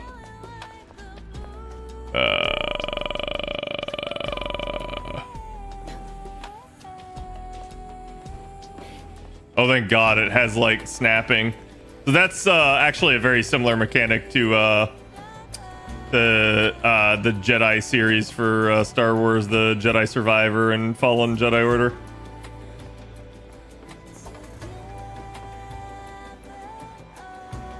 The heck? I guess that was like impassable terrain. This is the place, isn't it? I don't see any sentinels. Oh shit. They're supposed to be guarding the Can I area. just wander into a boss area? I'm not sure. Let's look around. It just feels like it's a boss area.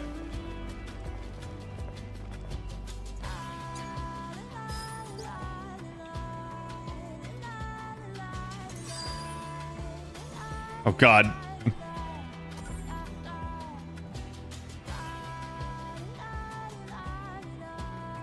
I don't see anything up there.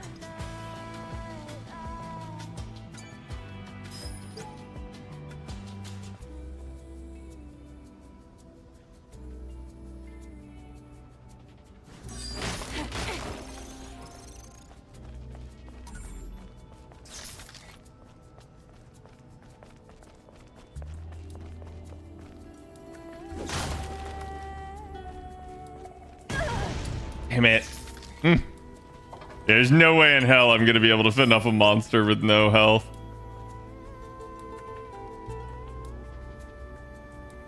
The mark Natiba cannot be visually identified. These people. Could this be the surveillance team that lost contact? They're completely mangled. Wait. Then where is the Natiba?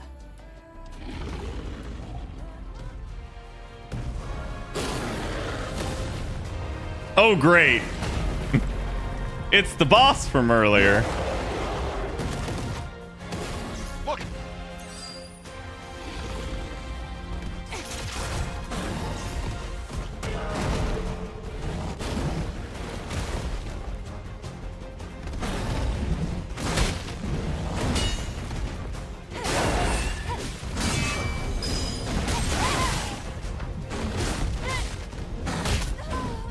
Yeah, it like, I knew the game was gonna do that to me, and it's like, okay, but I'm entering this arena with like freaking no health. Also, okay, I was gonna say, I was like, I'm not even sure how you were supposed to get in here in the first place.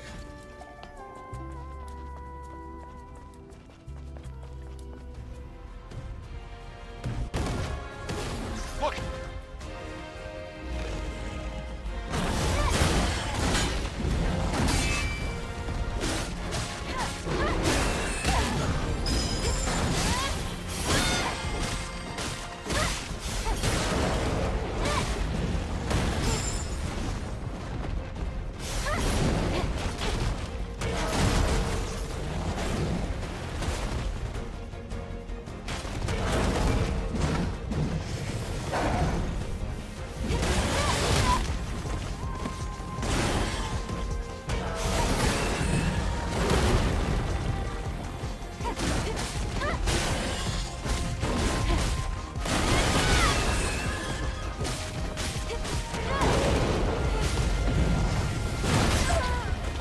Huh?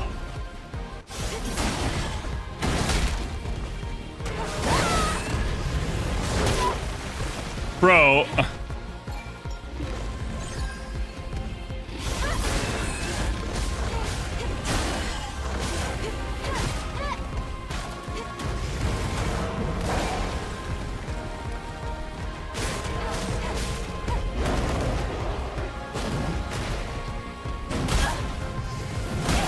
Dude, what?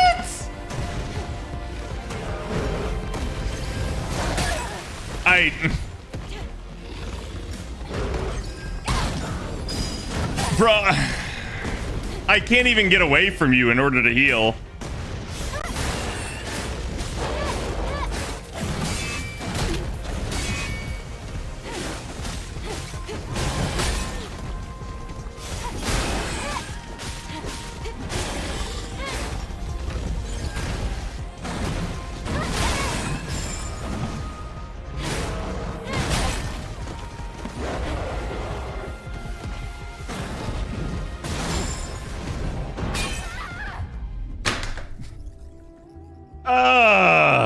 Yeah, like, it's a thing.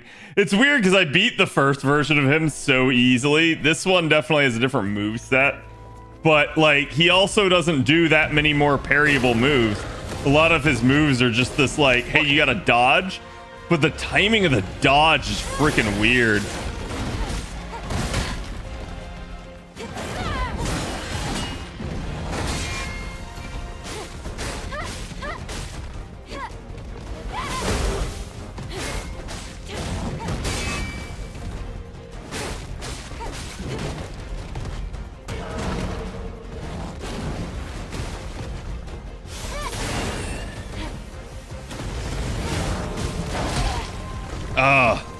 And then you get something like that where you're right in his face and he pulls that maneuver on you.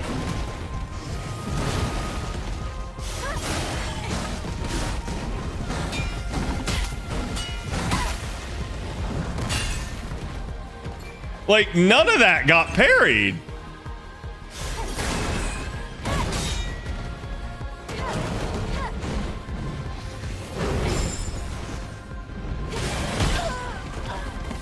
And then, like, he's got these moves where he does that, and you're never sure which part of the move is the unparryable part.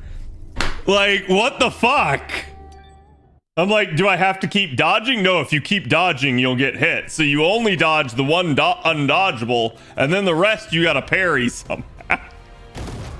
But the game doesn't want to transition you from dodging to parry from animation lock.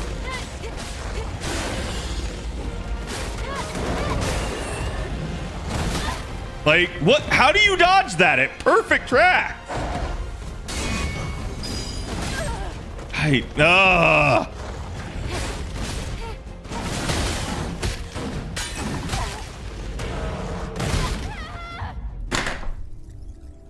What? Like, I'm not understanding what's going wrong. I feel like I'm doing something wrong.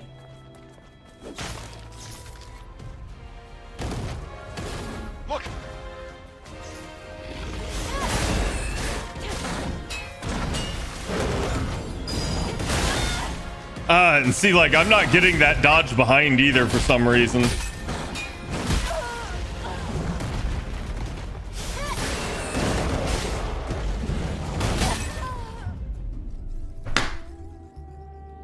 Huh?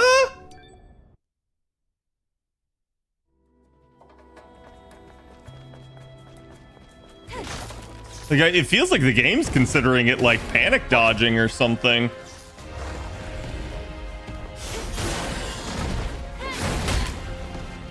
And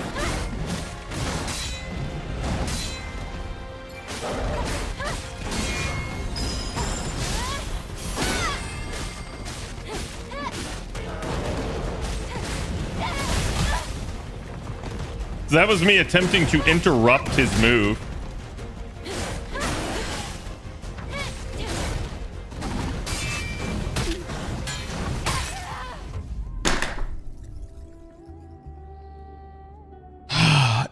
if you unblock for even a second, you just take the full damage. So like, I don't get it because I'm trying to time it, and his flurry of blows just goes right through. Look!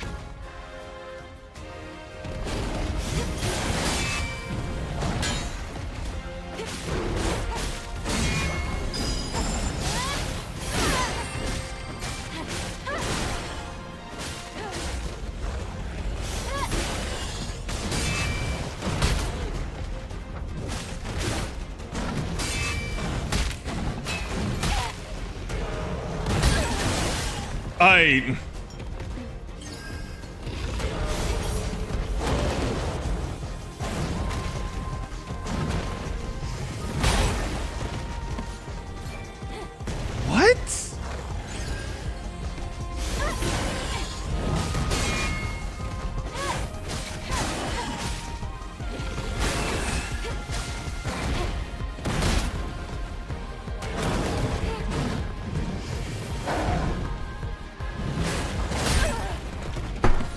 God damn it, dude!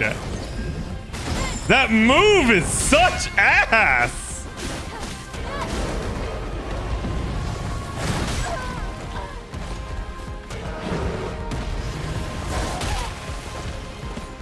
And then like, oh hey, sideways dodge this. Also perfect lateral tracking.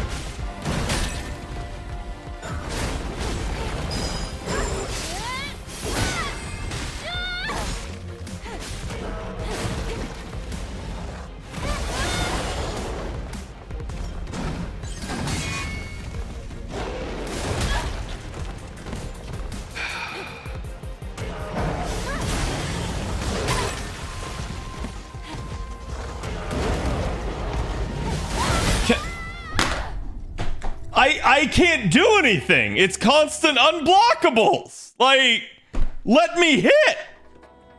What the shit? You don't have any time to actually go on offense.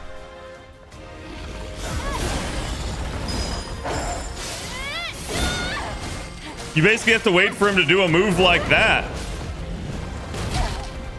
And then again, it's literally, hey, dodge away from him.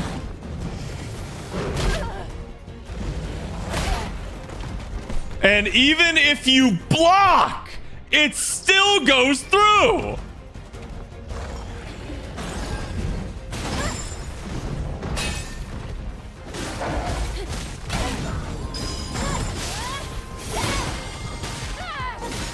Maybe you can dodge by jumping? No, you definitely can't jump this guy.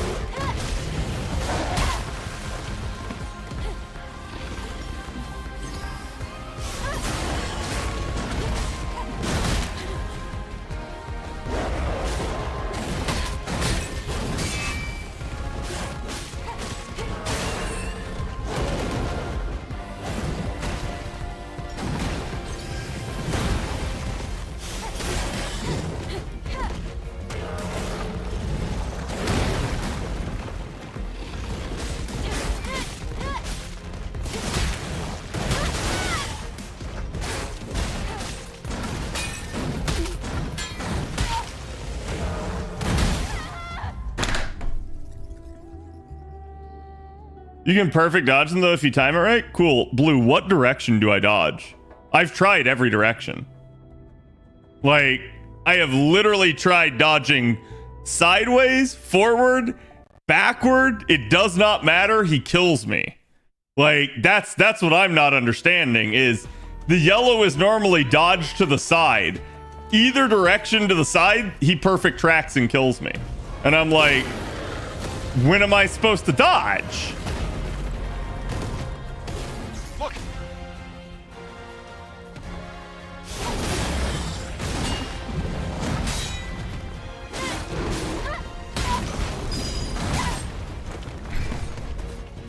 Come on, motherfucker. I'm interrupted by the explosion from the barrel that he triggered.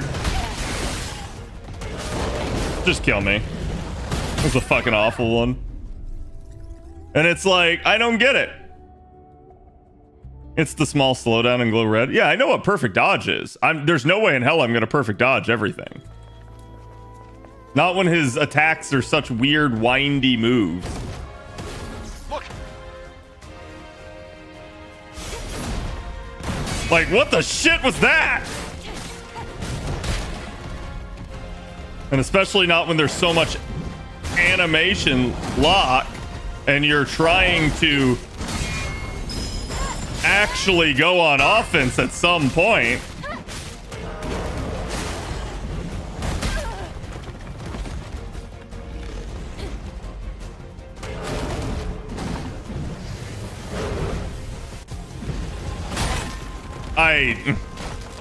What?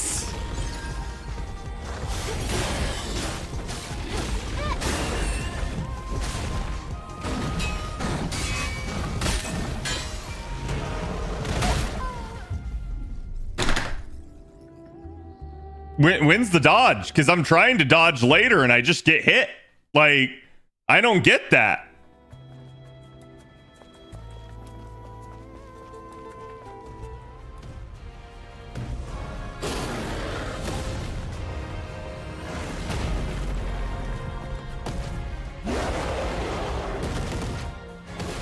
Look!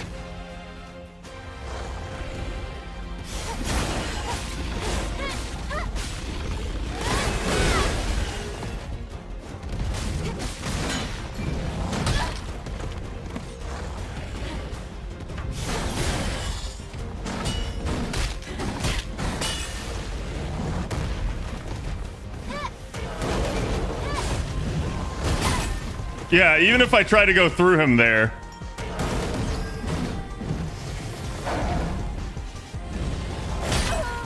And even if I try to perfect parry that last hit, the game's just like, no. Oh, fuck off!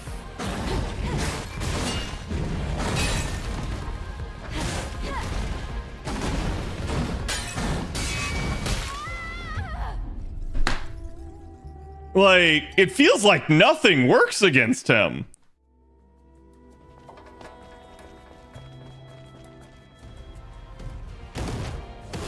Look!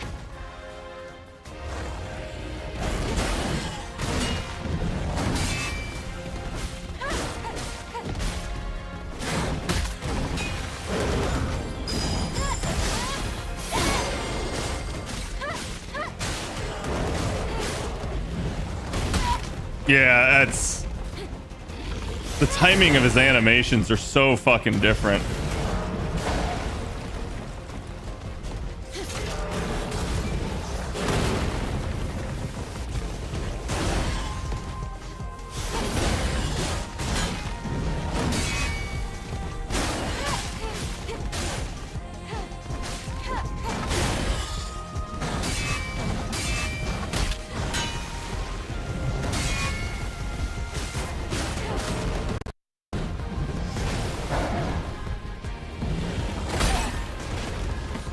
Like, that's the move that if I could parry that, I feel like I can actually beat him. But for some weird fucking reason,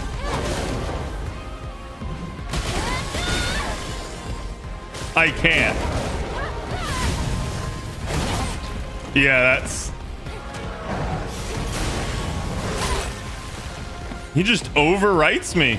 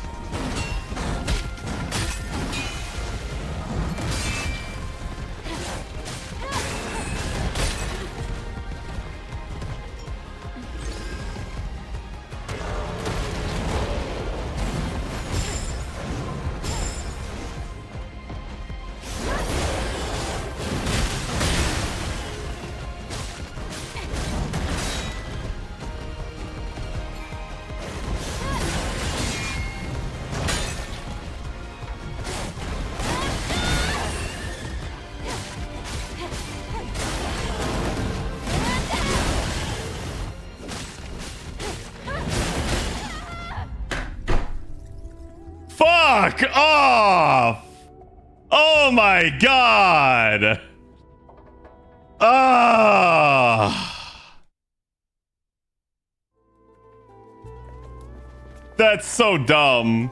I still feel like, though, like, I don't actually understand dodging him or anything, and I'm just getting lucky. Like, there's something critical here that I'm just not getting.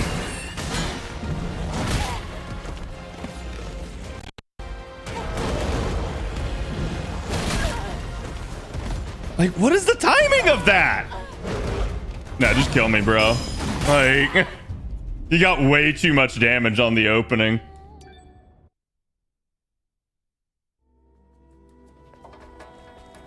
Hey, Biss, thank you for the 44. Sorry about the molding. And just, like, I'm frustrated by fights that, like, I cannot seem to figure out why I'm failing.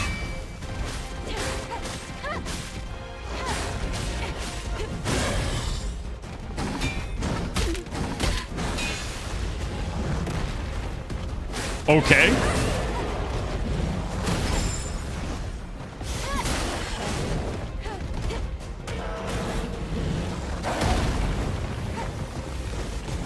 Dude, and then he's like out of reach.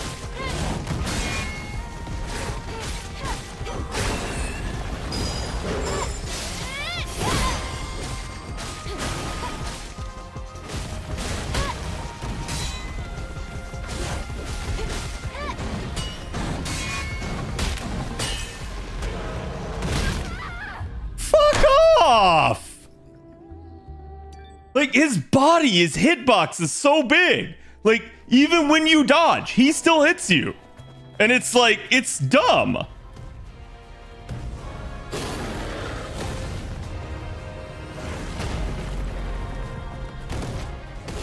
Look.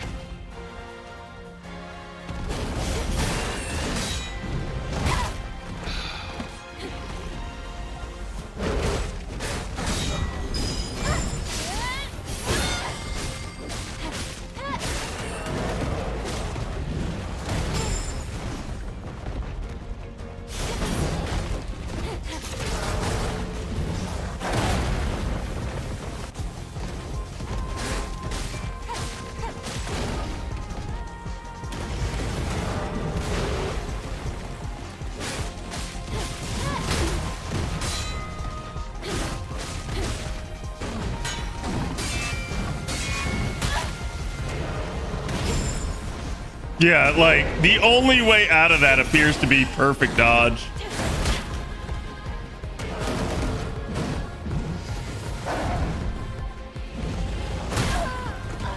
Wow, I'm lucky that didn't kill me.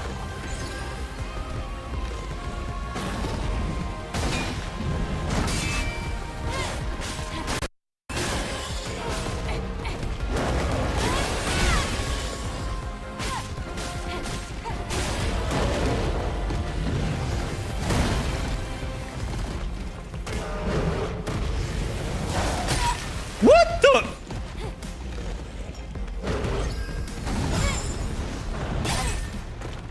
You go yellow, then blue? Fuck off.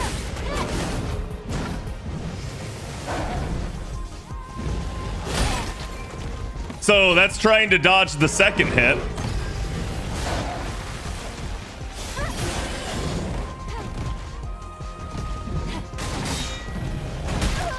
Like, look at this little fuck nugget. I had him on the ropes and now he's super aggro.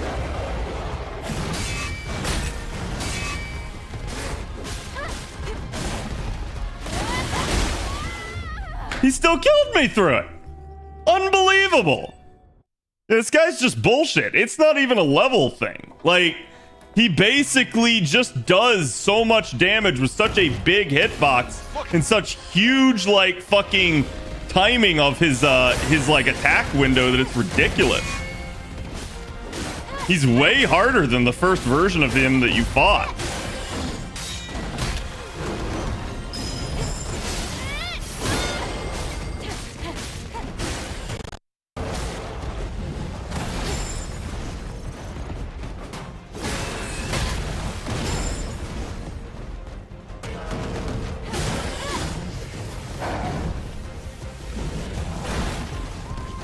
Wow, so apparently that one.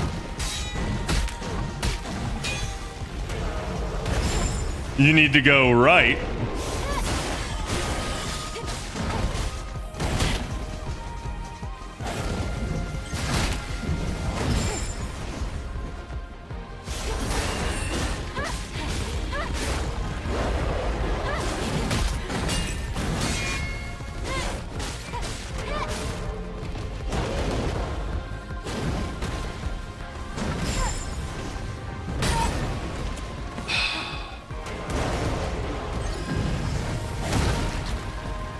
I had no idea where my character even was. Dude, fuck off!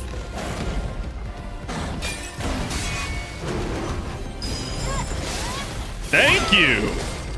Like, give me a dodge behind move. And then that doesn't stun.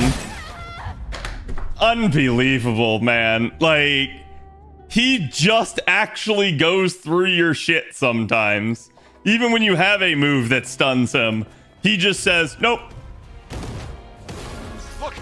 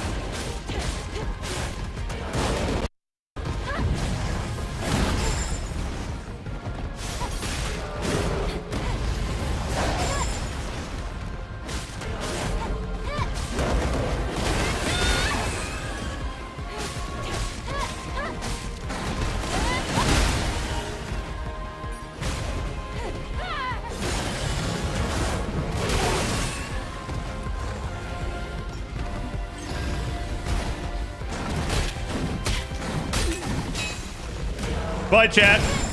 Ooh!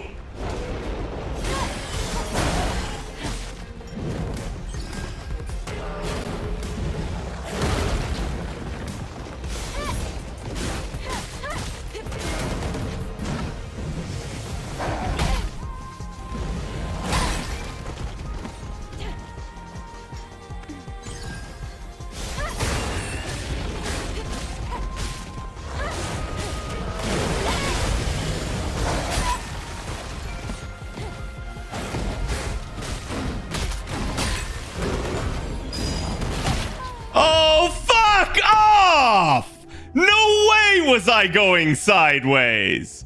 Come on!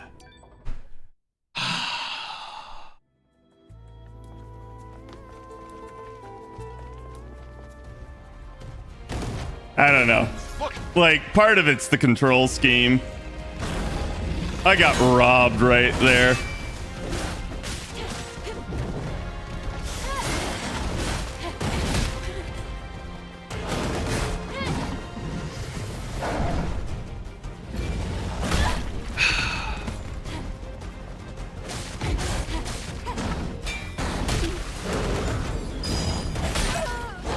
It did it again. Just kill me.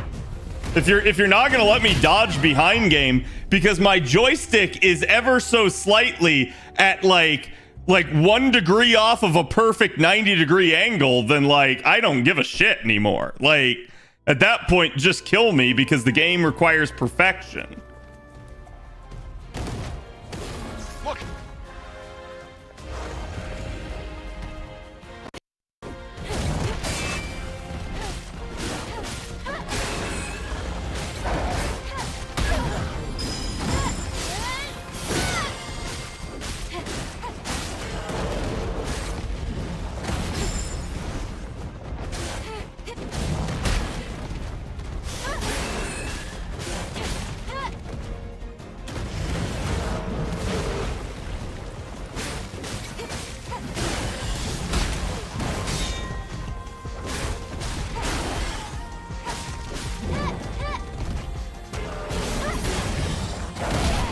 Oh.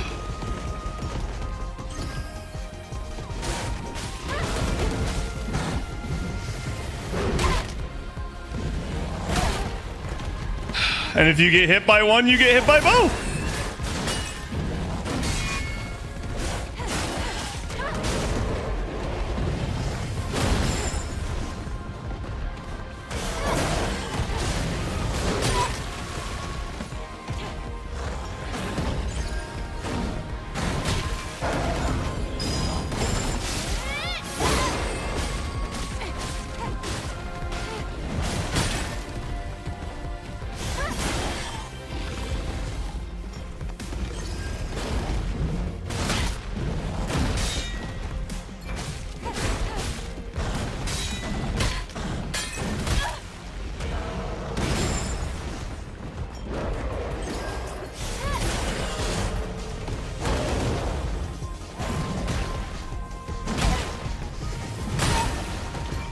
Is none of that parryable?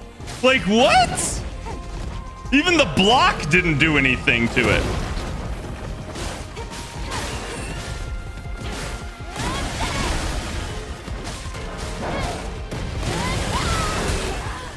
Yeah, it's really weird too, because you can stun him, but after a certain frame of the attack, you can't stun him anymore. And the problem is that 3-hit attack, only the 3rd hit stuns. Yeah, the yellow flash is unblockable. So you can see just how many unblockables he's doing. Like when you pressure him, he starts to just spam them.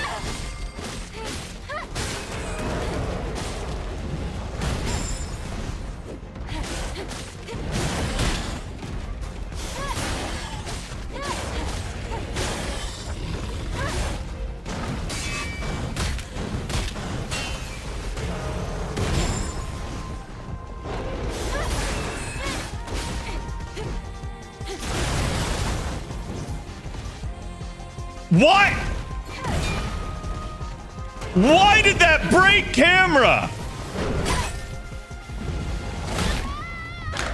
God fucking damn it, dude. Why does using the gun break it? Like, Jesus Christ. Even if I want to pull a fast one, I can't.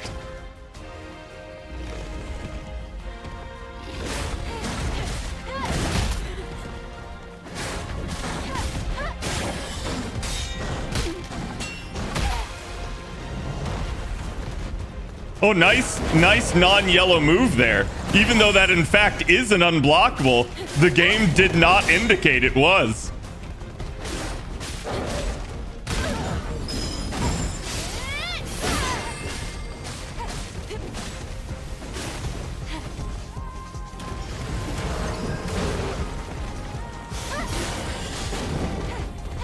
And see, that's the other problem, is he keeps like running. So, like, you can't stay on him.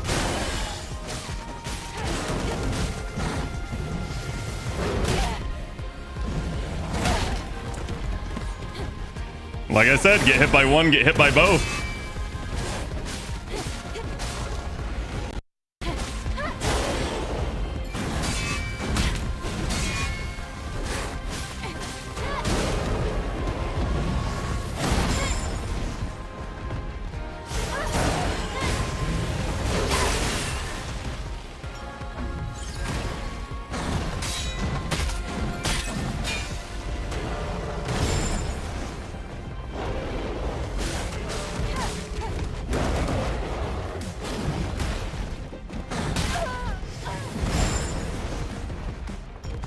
You just start spamming it too.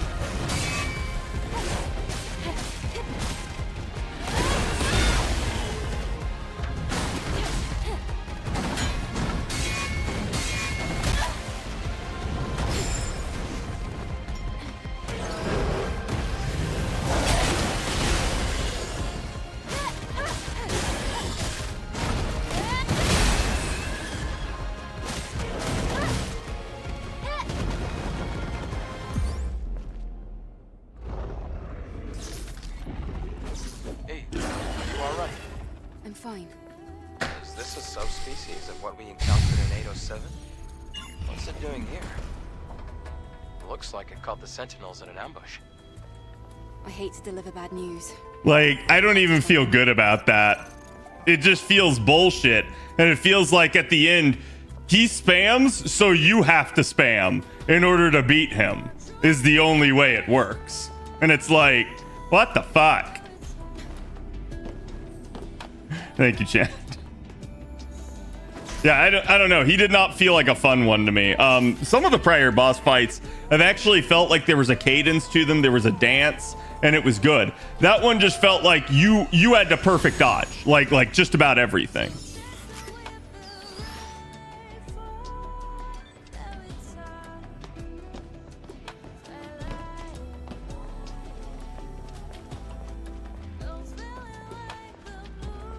Okay.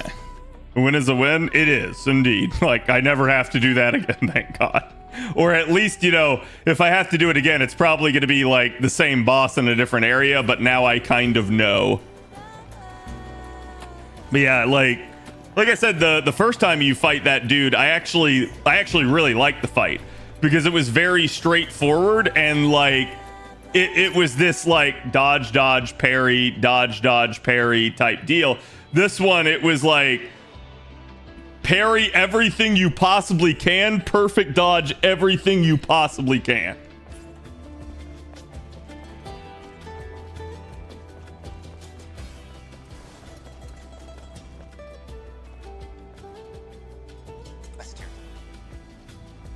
Why did that come through my microphone on my PlayStation controller? That's just weird.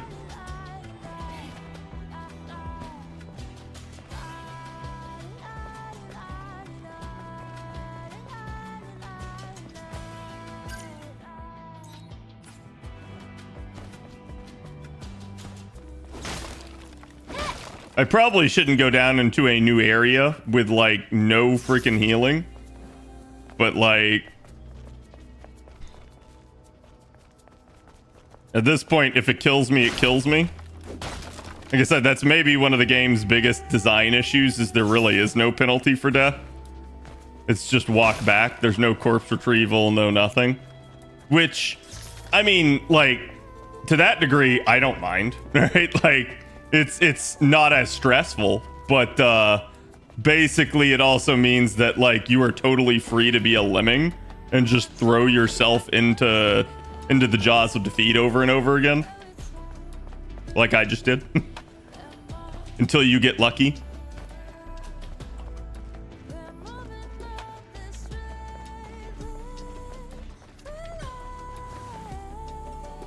Ooh. Yes.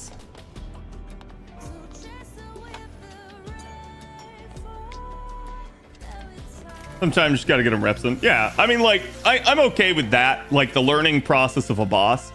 I think the thing I'm having an issue with this game more than, like, say, a Souls game is usually with a Souls boss, I pretty well know, like, the hitboxes are tight around the boss, and thus I know what I'm gonna get hit by and what I'm not.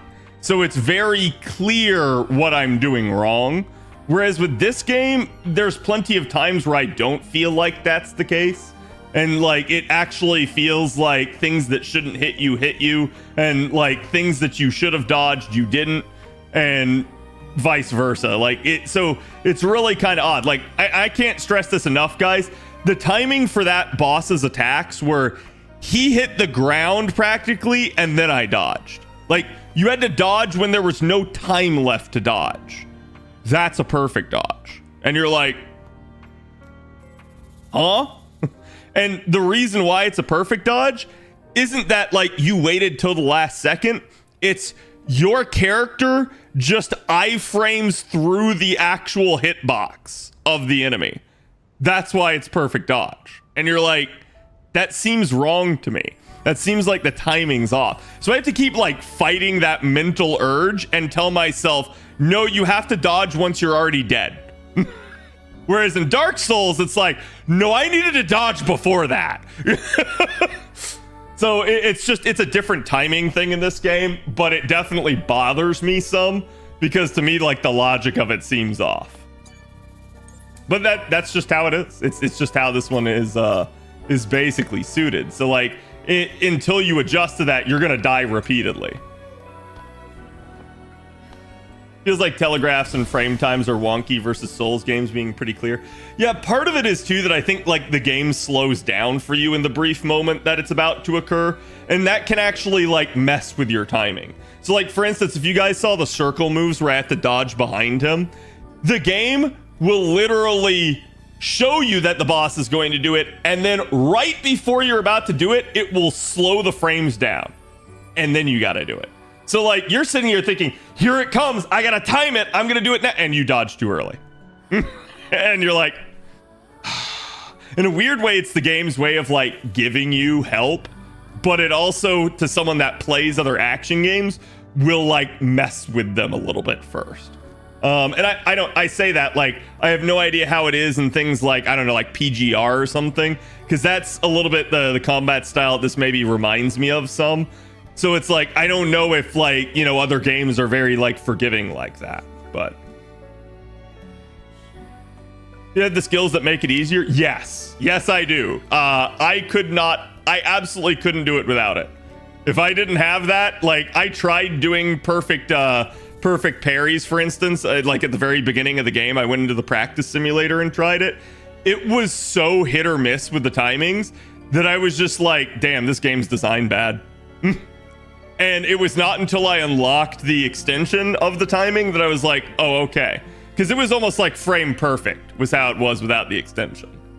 And I was just like, listen, I can play an action game, but I'm not that good. I'm not good enough to be frame perfect every time. Like, honestly, I don't think anyone really is. There's probably some god tier person out there that can do it like 100 times after like, you know, hours upon hours of repetition and practice. But most people are probably not going to be capable of such a feat. So, anyways, chat, this is going to be it for me tonight. I hope you guys enjoyed. I know I molded some, but like I said, you got a little bit of a taste of the open world segment of Stellar Blade here, and then also a little bit of a boss fight right there. Actually, arguably the hardest boss fight I've had. So, again, we will be back tomorrow. Maybe some challenge quests and stuff tomorrow. We'll see. But let me see who I can find if there's anybody on.